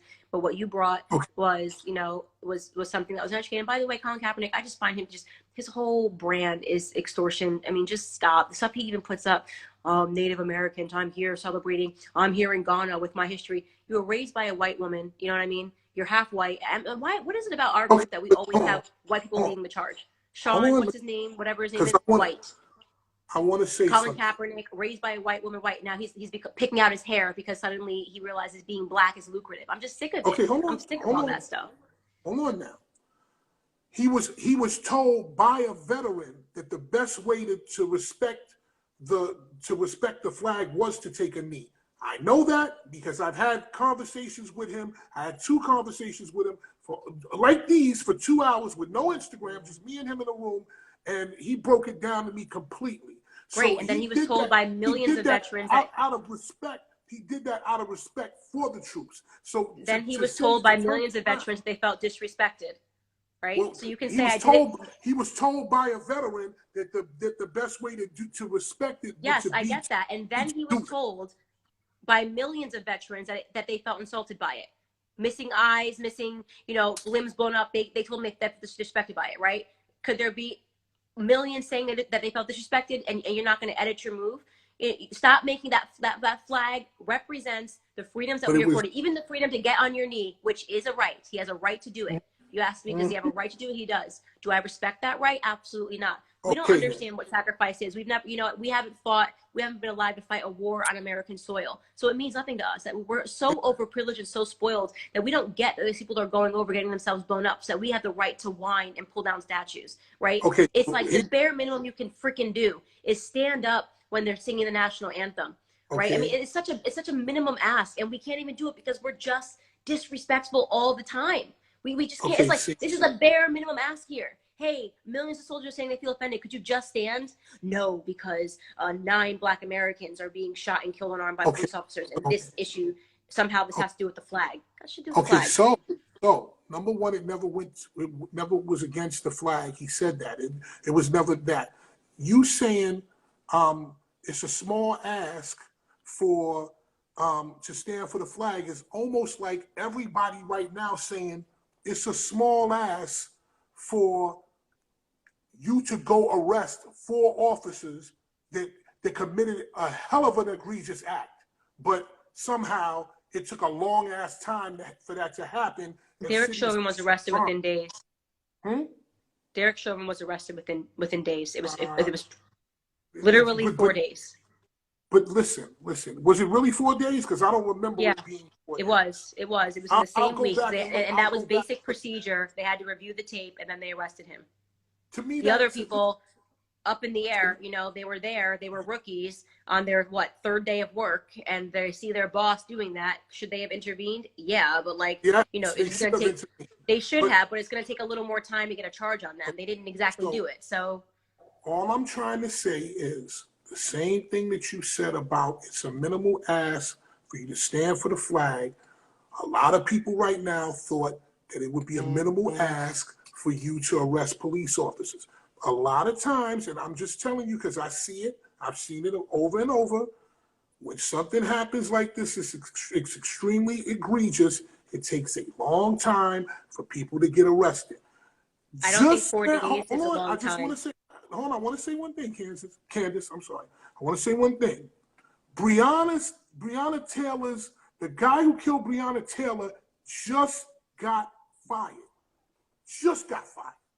Yeah, so, I know, but I'm telling you to wait on that case, because I obviously have contacts, and I'm hearing that there's a lot more involved in that case that made it tricky, and that's why first off, the AG on that was Black, and he was the one that stood up and said, I don't care how many celebrities write me, there's a lot involved in this case. He was Black, so he just said so, and I'm hearing the same thing, that there's a lot that's not coming out on that case. Okay, I was giving you that to give parallels. I was just saying the same way it's a minimal ask for that, it's a minimal ask for this. Yeah, but you can't just arrest somebody just because it makes the community happy. There has to actually be a crime. They have to investigate it, and there is apparently a lot of stuff that's missing about this Breonna Taylor case.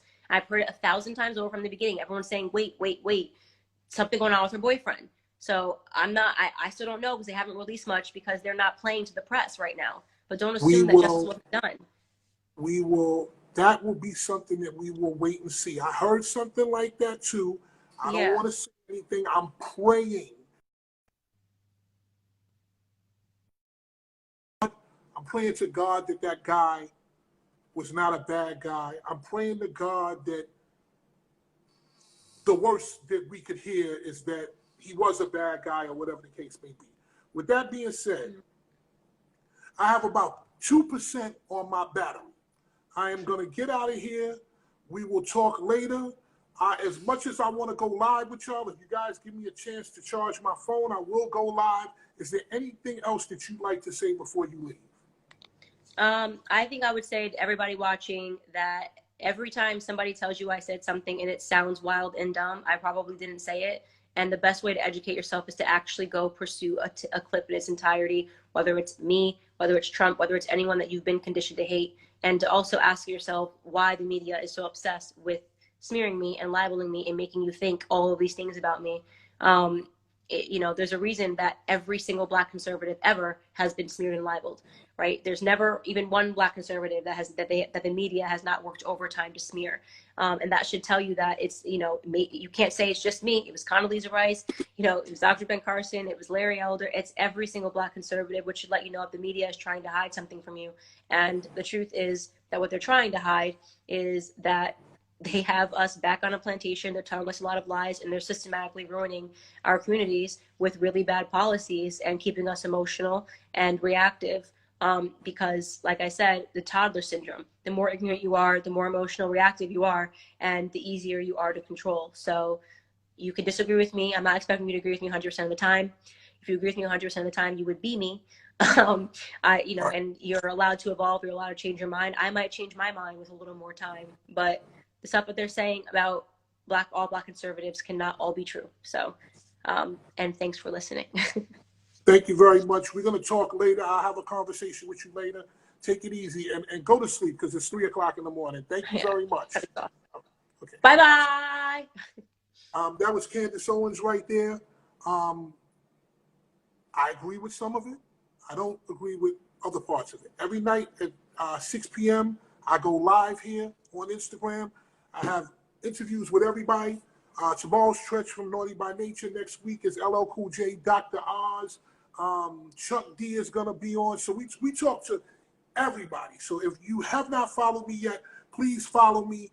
And when I post something up, you will see who I have on that day. As much as I want to go to you and go live, I have 4%, and it is extremely important for me to save this live. With that being said, I will see you tomorrow. You guys be safe.